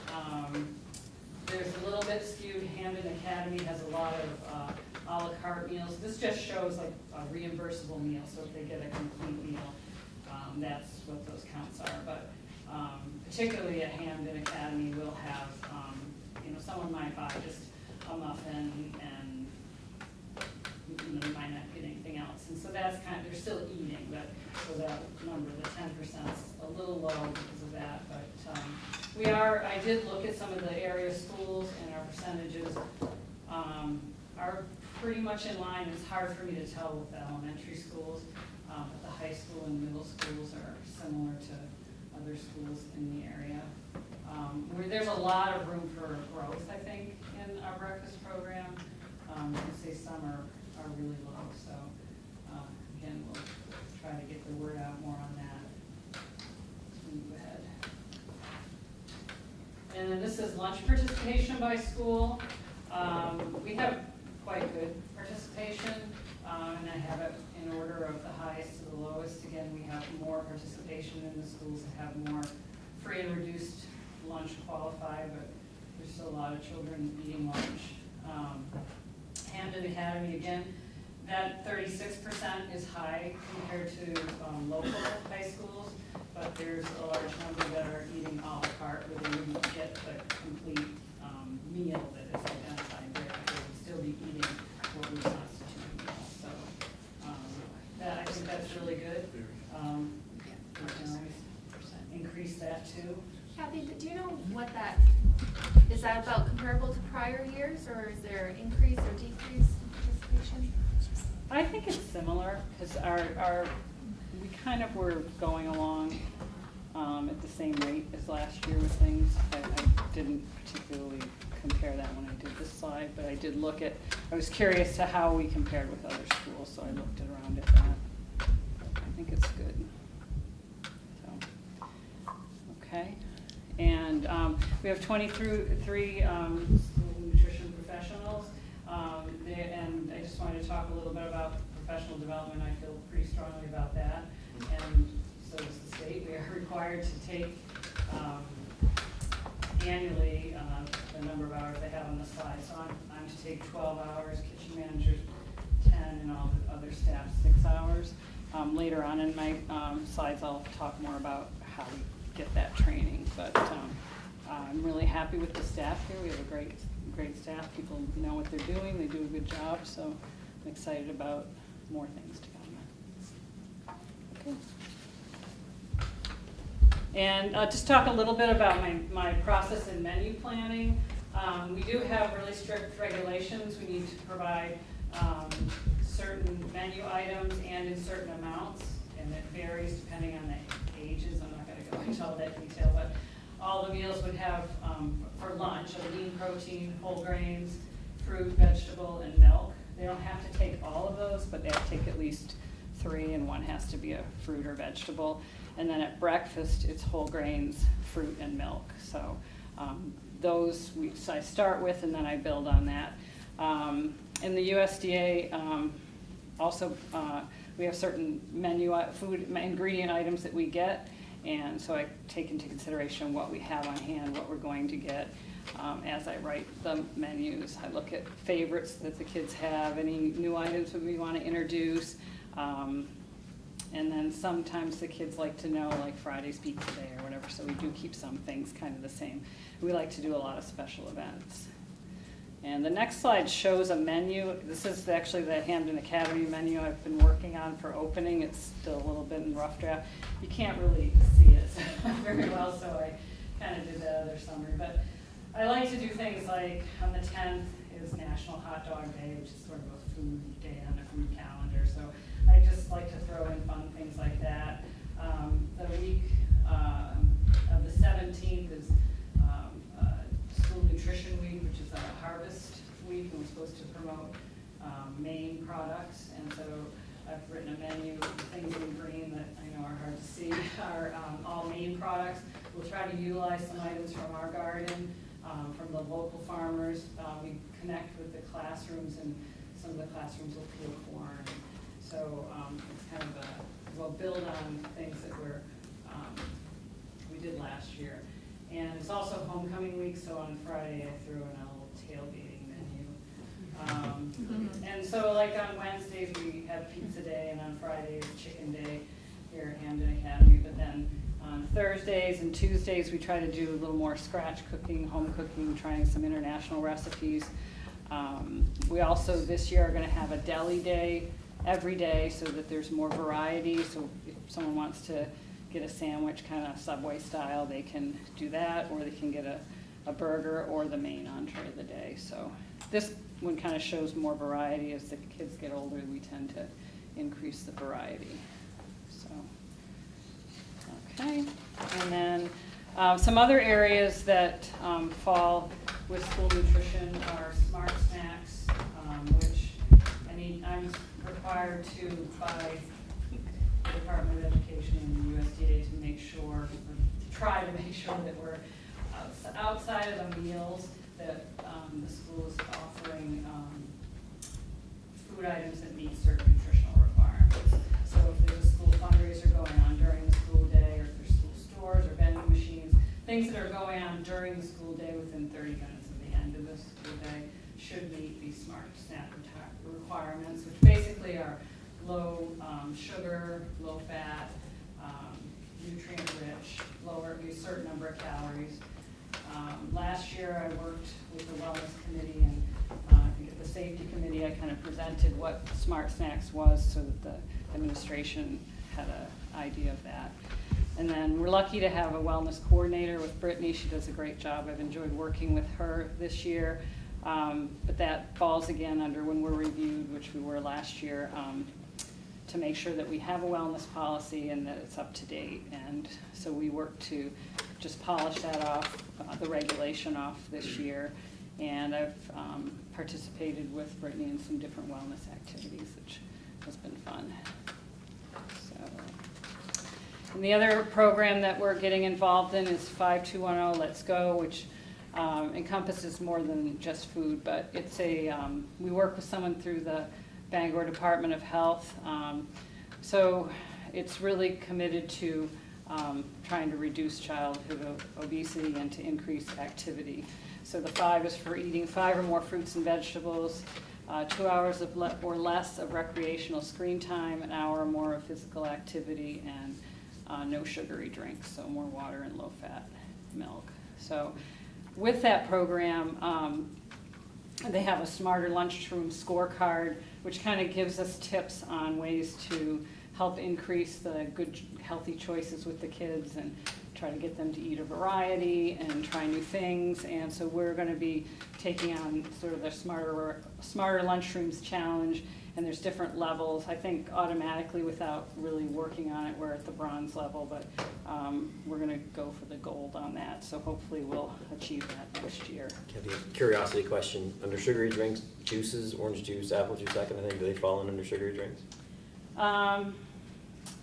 In excess, I would say. All right. So we have certain quantities that we can serve, 'cause if they could, but they don't have added sugar to them, so in theory they do have natural sugar. But, Sure. this is more like sugar added. Okay. And again, we have quantities. We do sell juices, but they can only be a certain size. Okay. So. Thank you.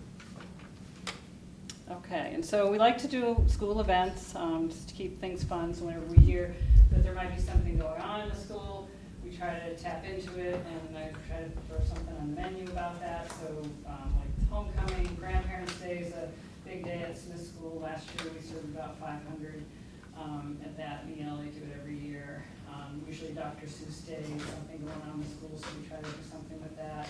Smith School also did a kindness week, kind of a diversity acceptance week, so we did like international themed menus. During the Olympics, the Borough School did a menu around that, and Weatherby does a main day event. So those were some things we did this year. We also have wellness-related things, activities. The community supper was in August, and that was all food that came out of the garden, just open to the community, and people left donations that helped the wellness program. And I helped Brittany do a stone soup lesson at the Weatherby School and McGraw School.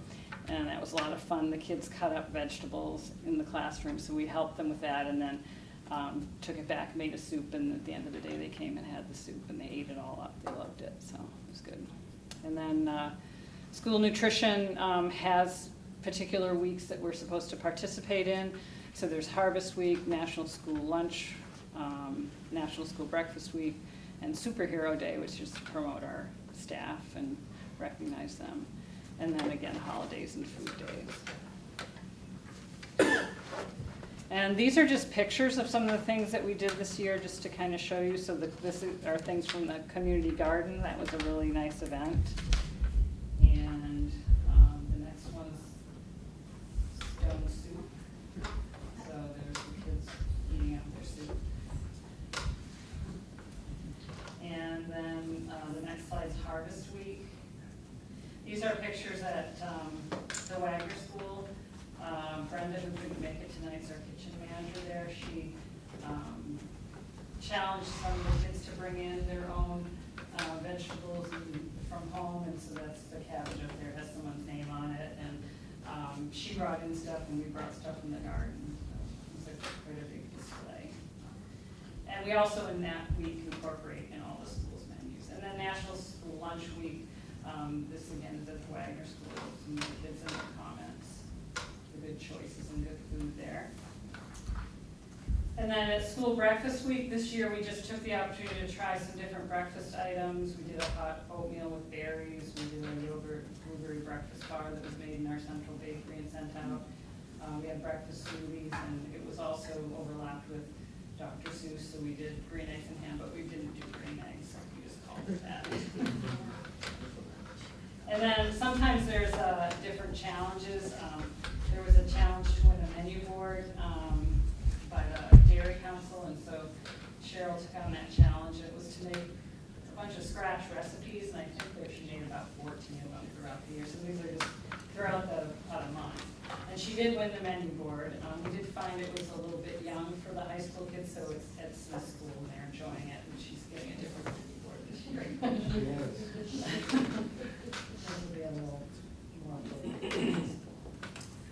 And then, so these are some pictures of the main day event. We had a smashed potato bar. Sal bar had all kinds of different toppings they could put on their potatoes. It was a tough time of year to get some of the fresh produce, but we pulled it off. That was like, I think March, so it was a little tough. But the kids loved it, and we made it really look really pretty and nice. Okay, so I'll just move through some direction that we're gonna go this year. So menu development, we're gonna continue to incorporate more local and fresh menu items. We're really gonna try to get some stuff from our farms, even the real close ones. We're gonna increase our scratch cooking, increase and improve on events, develop healthier and fresh snack choices, develop a catering menu for meetings and school celebrations. And then financial, we want to increase our overall participation, reduce unpaid debt. We did end the year around $4,000, maybe a little less, but I feel about half of that is going to be hard to get, but some of it's just little bits that add up that people will pay next year. So, and then implementing more food cost controls, but I will say that doesn't mean like skimming down the menu. That's just purchasing smart, trying to reduce our waste, increase, the variety. I would increase the variety doesn't, affect your cost really, so I don't want that to sound like we're gonna go on the cheap, because we're not.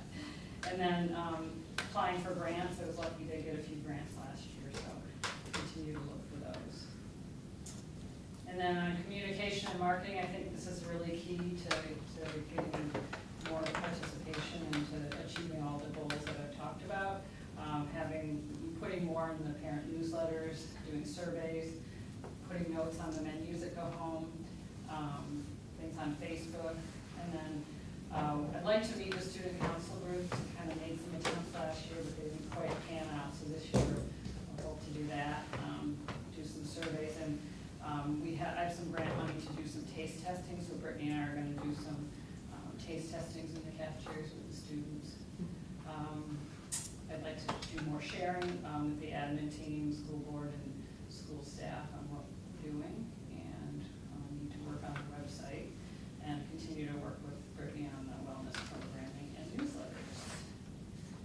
And then on staff development, we belong to a purchasing group called the Dear Go Alliance. There's about 17 to 20 schools now. It's really grown.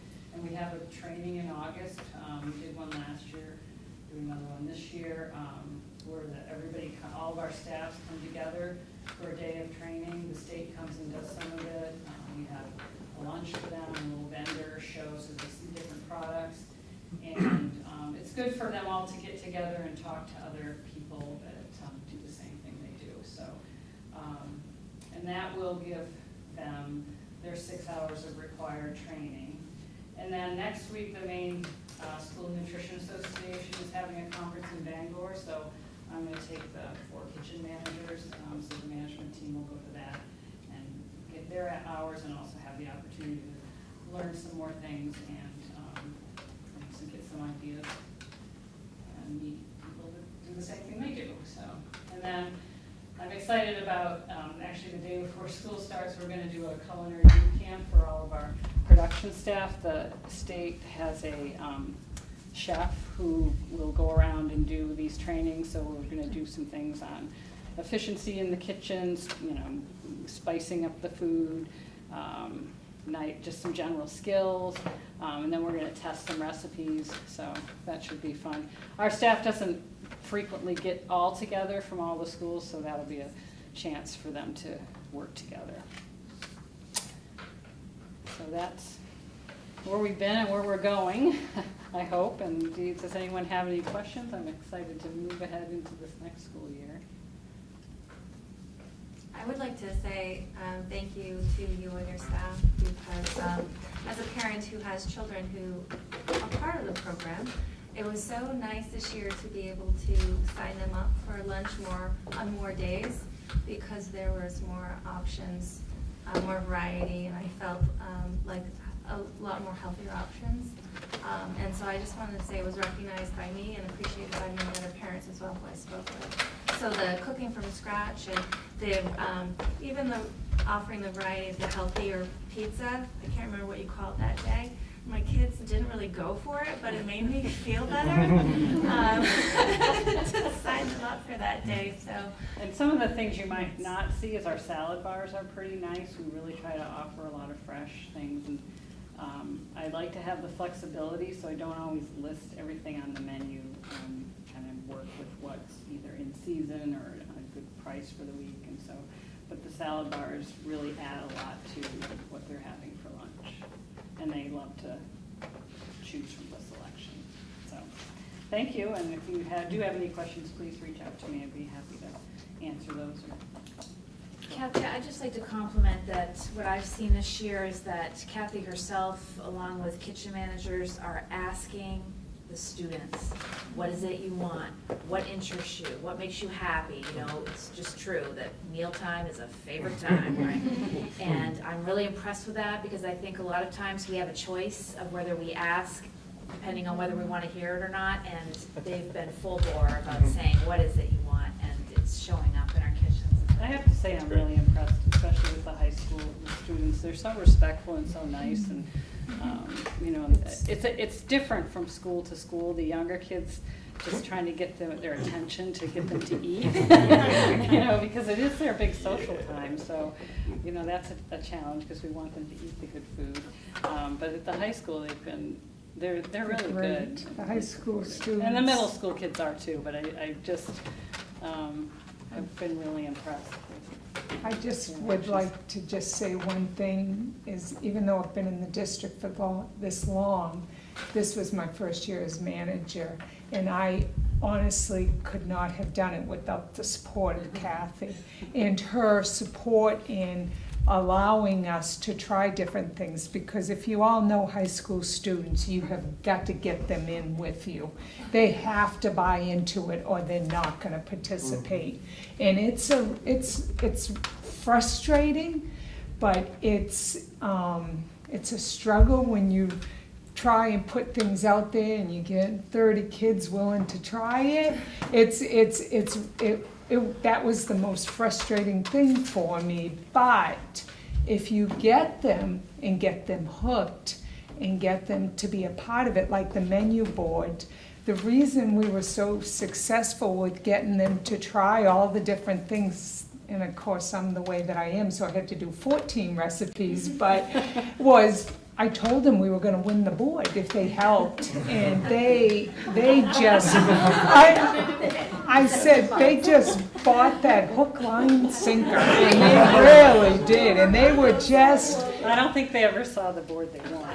No, they didn't, but it was too early, too young for them. It was, but I just think that Kathy has been a great addition to this district. We have a good team. Thank you. Okay, Kathy, thanks for that nice overview. Appreciate it. Thank you very much. So we've gone from adult ed to food service. Now we go to proficiency-based education with Mary, and she presented this evening to the education committee as well. So, Mary? That's right. I'm trying to figure out where to go. No, I'm just trying to figure out where to go.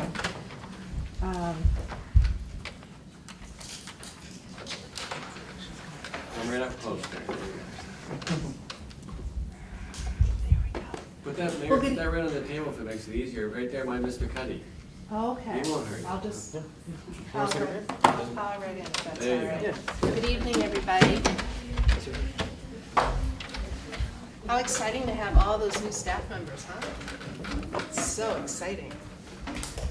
Well, I'm excited to be here tonight to talk with you once again about RSU 22's work with standards-based / proficiency-based education, and wanted to fill you in on a few new developments over the last week or so. And so, TV card, here we come.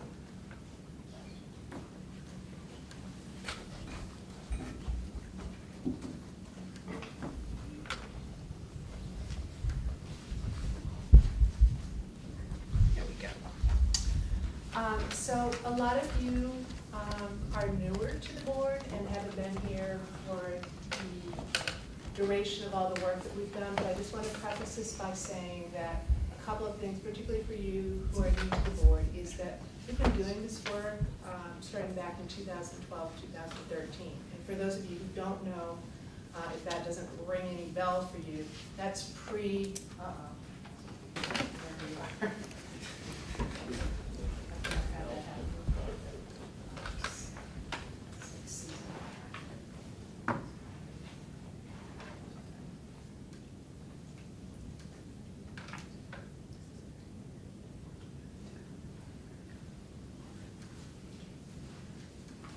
Sorry, everybody, I have this all ready to go. It's got a mind of its own.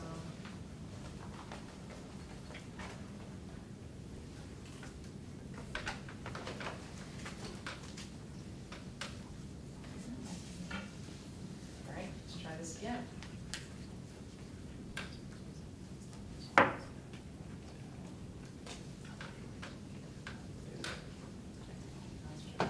Aha.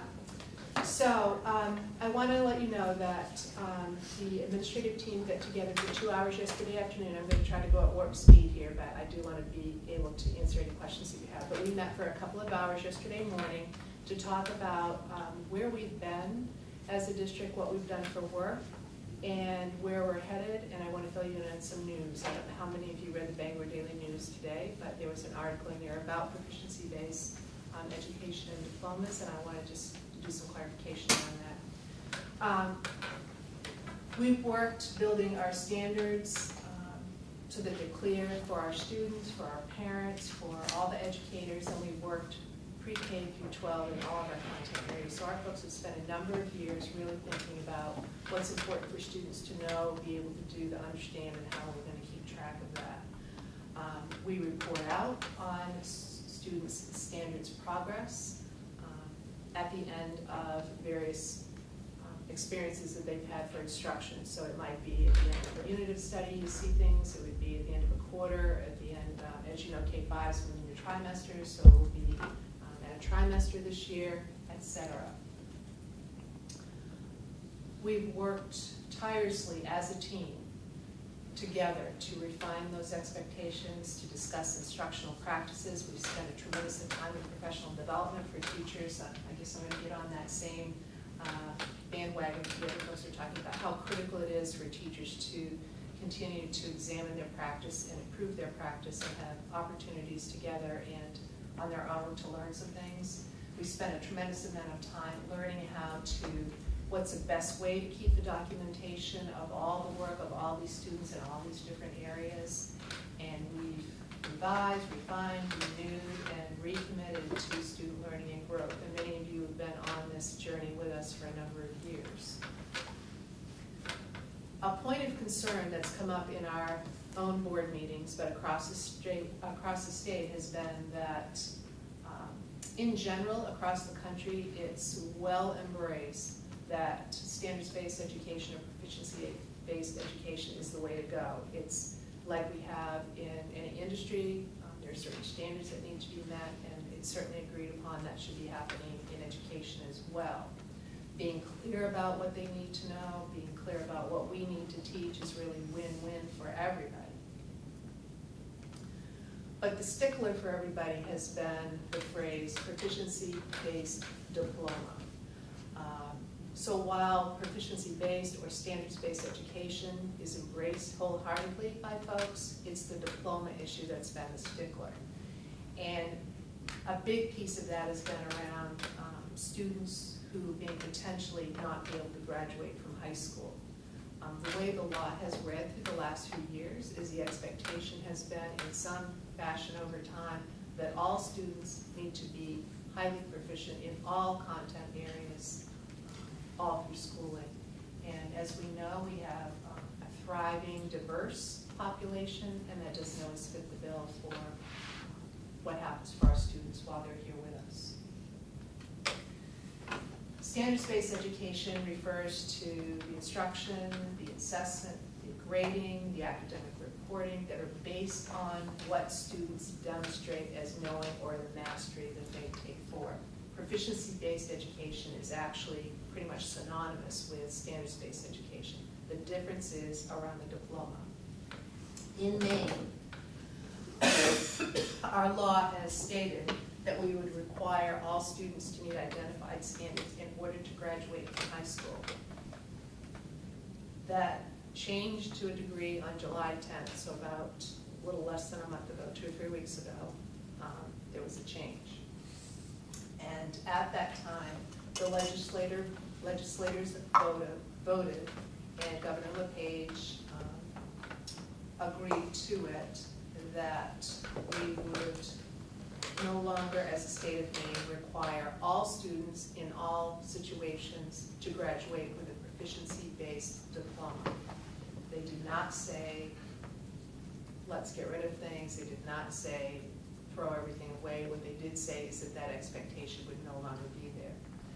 That was the main purpose for our meeting yesterday at our administrative council, was to talk about, let's look at all the good things we've done, all the hard work we've put in, all the intense preparation that teachers have put forth, and really take time to reflect on all those wonderful things.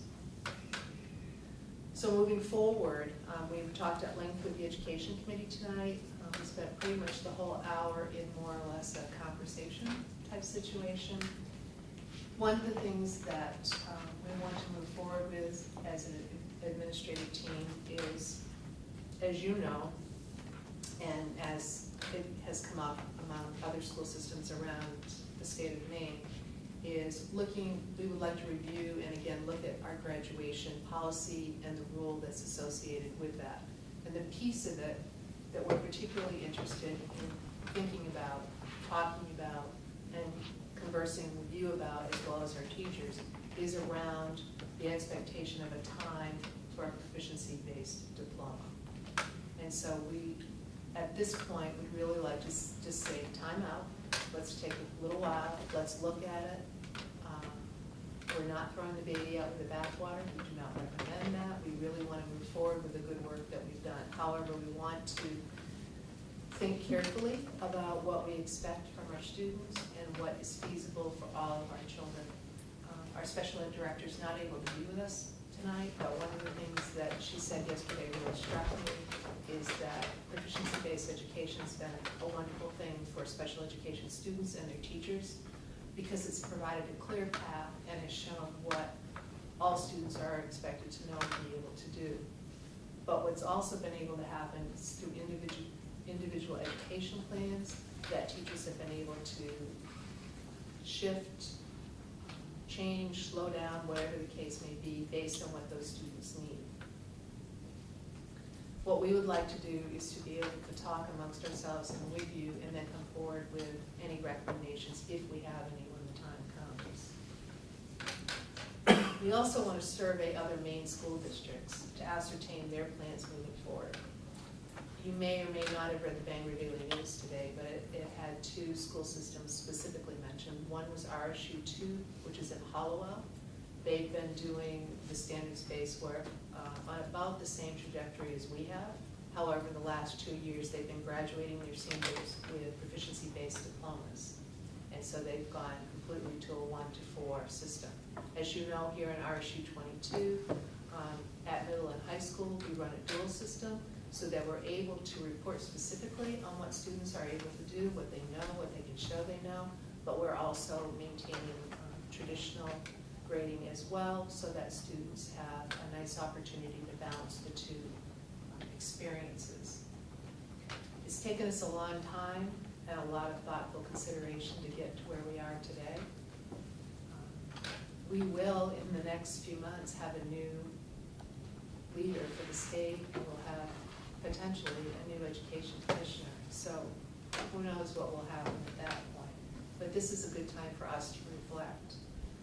The other school system mentioned today in the paper was Bangor School System, and they talked about really stepping back, and I think they had different reasons for it than probably we do, but to step back and take some time to look at it. Many of the administrators and groups that both Regan and Rick belong to, and groups that I belong to, of course, the minute this hit, everybody was squawking over email and phone calls, and all kinds of things were going on.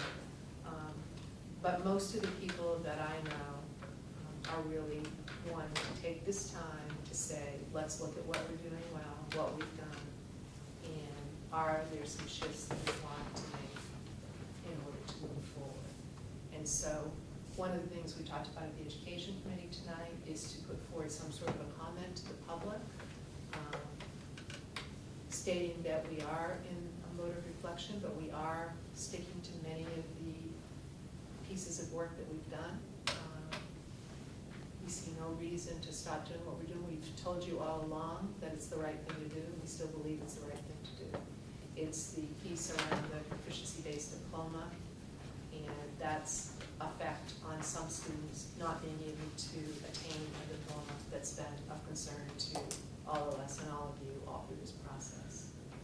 So I hate to take up too much more of your time, but what I'm wondering is, are there any questions? Yes, sir. Yeah, when I was on the education committee, that was, when we talked about it, it was, we know the state's gonna change, because the state changes every year on this, so we need to just set our course and go with it. So I'm glad to hear that you're still talking that way. But one of the things that we discussed too was the idea that the proficiency-based diploma, how would that be received by colleges and universities and people who are going on to other schooling? And are we taking that into account in our discussion as we move forward? We certainly will take that into account. We have been assured by all higher ed that, and I've used my son as an example several times, going to a foreign country with a whole different looking transcript, that they will accept whatever there is for a transcript. What we have discussed in the past has been more around what are the opportunities in terms of students being able to get financial aid and scholarships and so forth. And so that's been kind of the sticky wicket, which is why we've kind of worked with both systems. We've been able to say exactly what's going on with the students' learning, but we're also recognizing the fact that we need to be cognizant of what the expectations are from our communities. Yeah. Thank you. You're welcome. Anybody else? Thank you, Mayor. I just want to make sure that all board members, if this is of interest, which I'm sure it is to you, to please attend the upcoming Education Committee meetings, not only Education Committee members, but any board member, to make sure that you follow us through this conversation that Mary has alluded to this evening. Thank you. Thank you, Mary. Okay, Karen. Thank you, ma'am. That's okay. All right. All right, so setting meeting dates. Yes, we need to establish. He's not here, I know we had to set a finance and athletic committee. Yes, regarding finance, I will be sending out an email to Heath, but I'd like to recommend Tuesday, August 28th as finance meeting, and we typically have held our finance meetings at 3:30. And we hold them at 3:30 in the afternoon because that allows our accountant to be able to attend before the workday is done. And where? We have those at Hampden Academy in the downstairs principal's conference room. And Jim, you're on that committee now, right? Yes, I am. Jim Baines is on that committee now. Did I let you know that, Regan? Yes, I She just did. What's the date again? It's Tuesday, the 28th of August, Okay. at 3:30 p.m. Does that work? Okay. Does. Great. Okay. Building committee, Alan, does that have to set a meeting? Yes. Yes.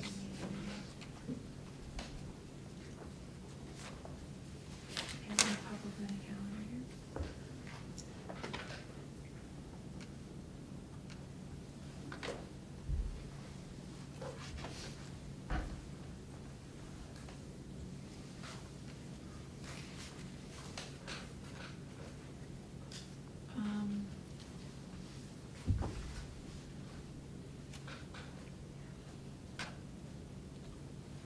I'm just looking at people's vacation and making sure people would be here for the meeting. Could we consider Tuesday, the 21st? Our building committees, Is that? our building committee members are Tony, Alan. Tony. we've typically been meeting on Fridays, but that has proven to be challenging for us. I don't know if that is there a better date or worse?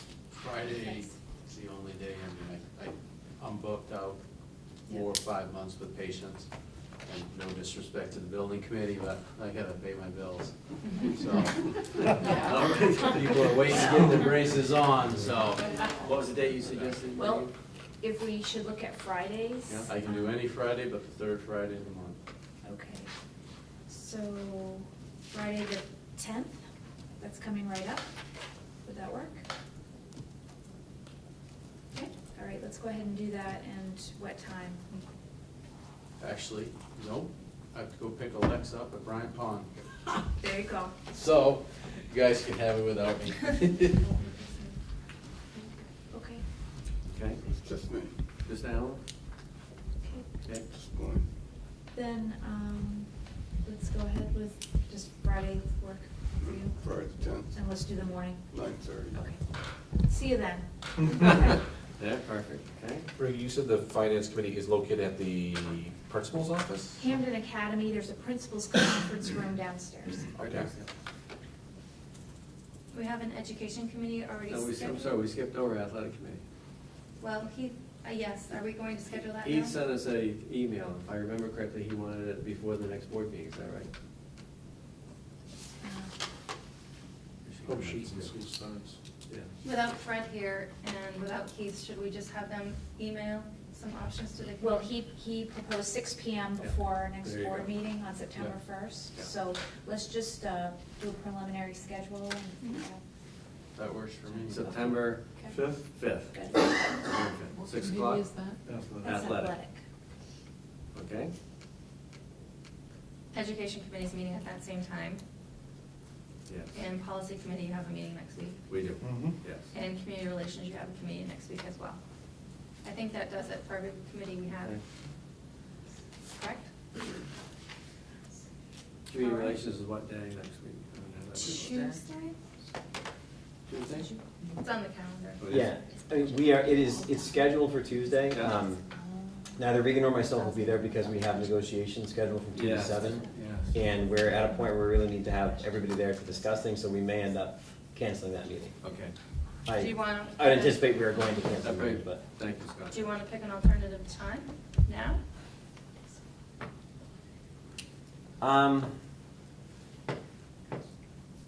Yeah, I mean, it can't hurt.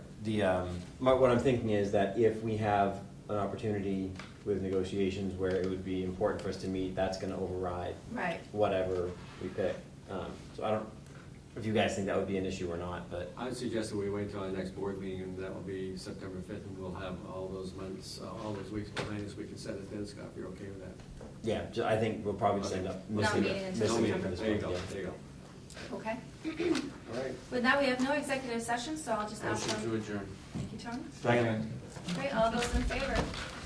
Thank you, everybody. Have a great night.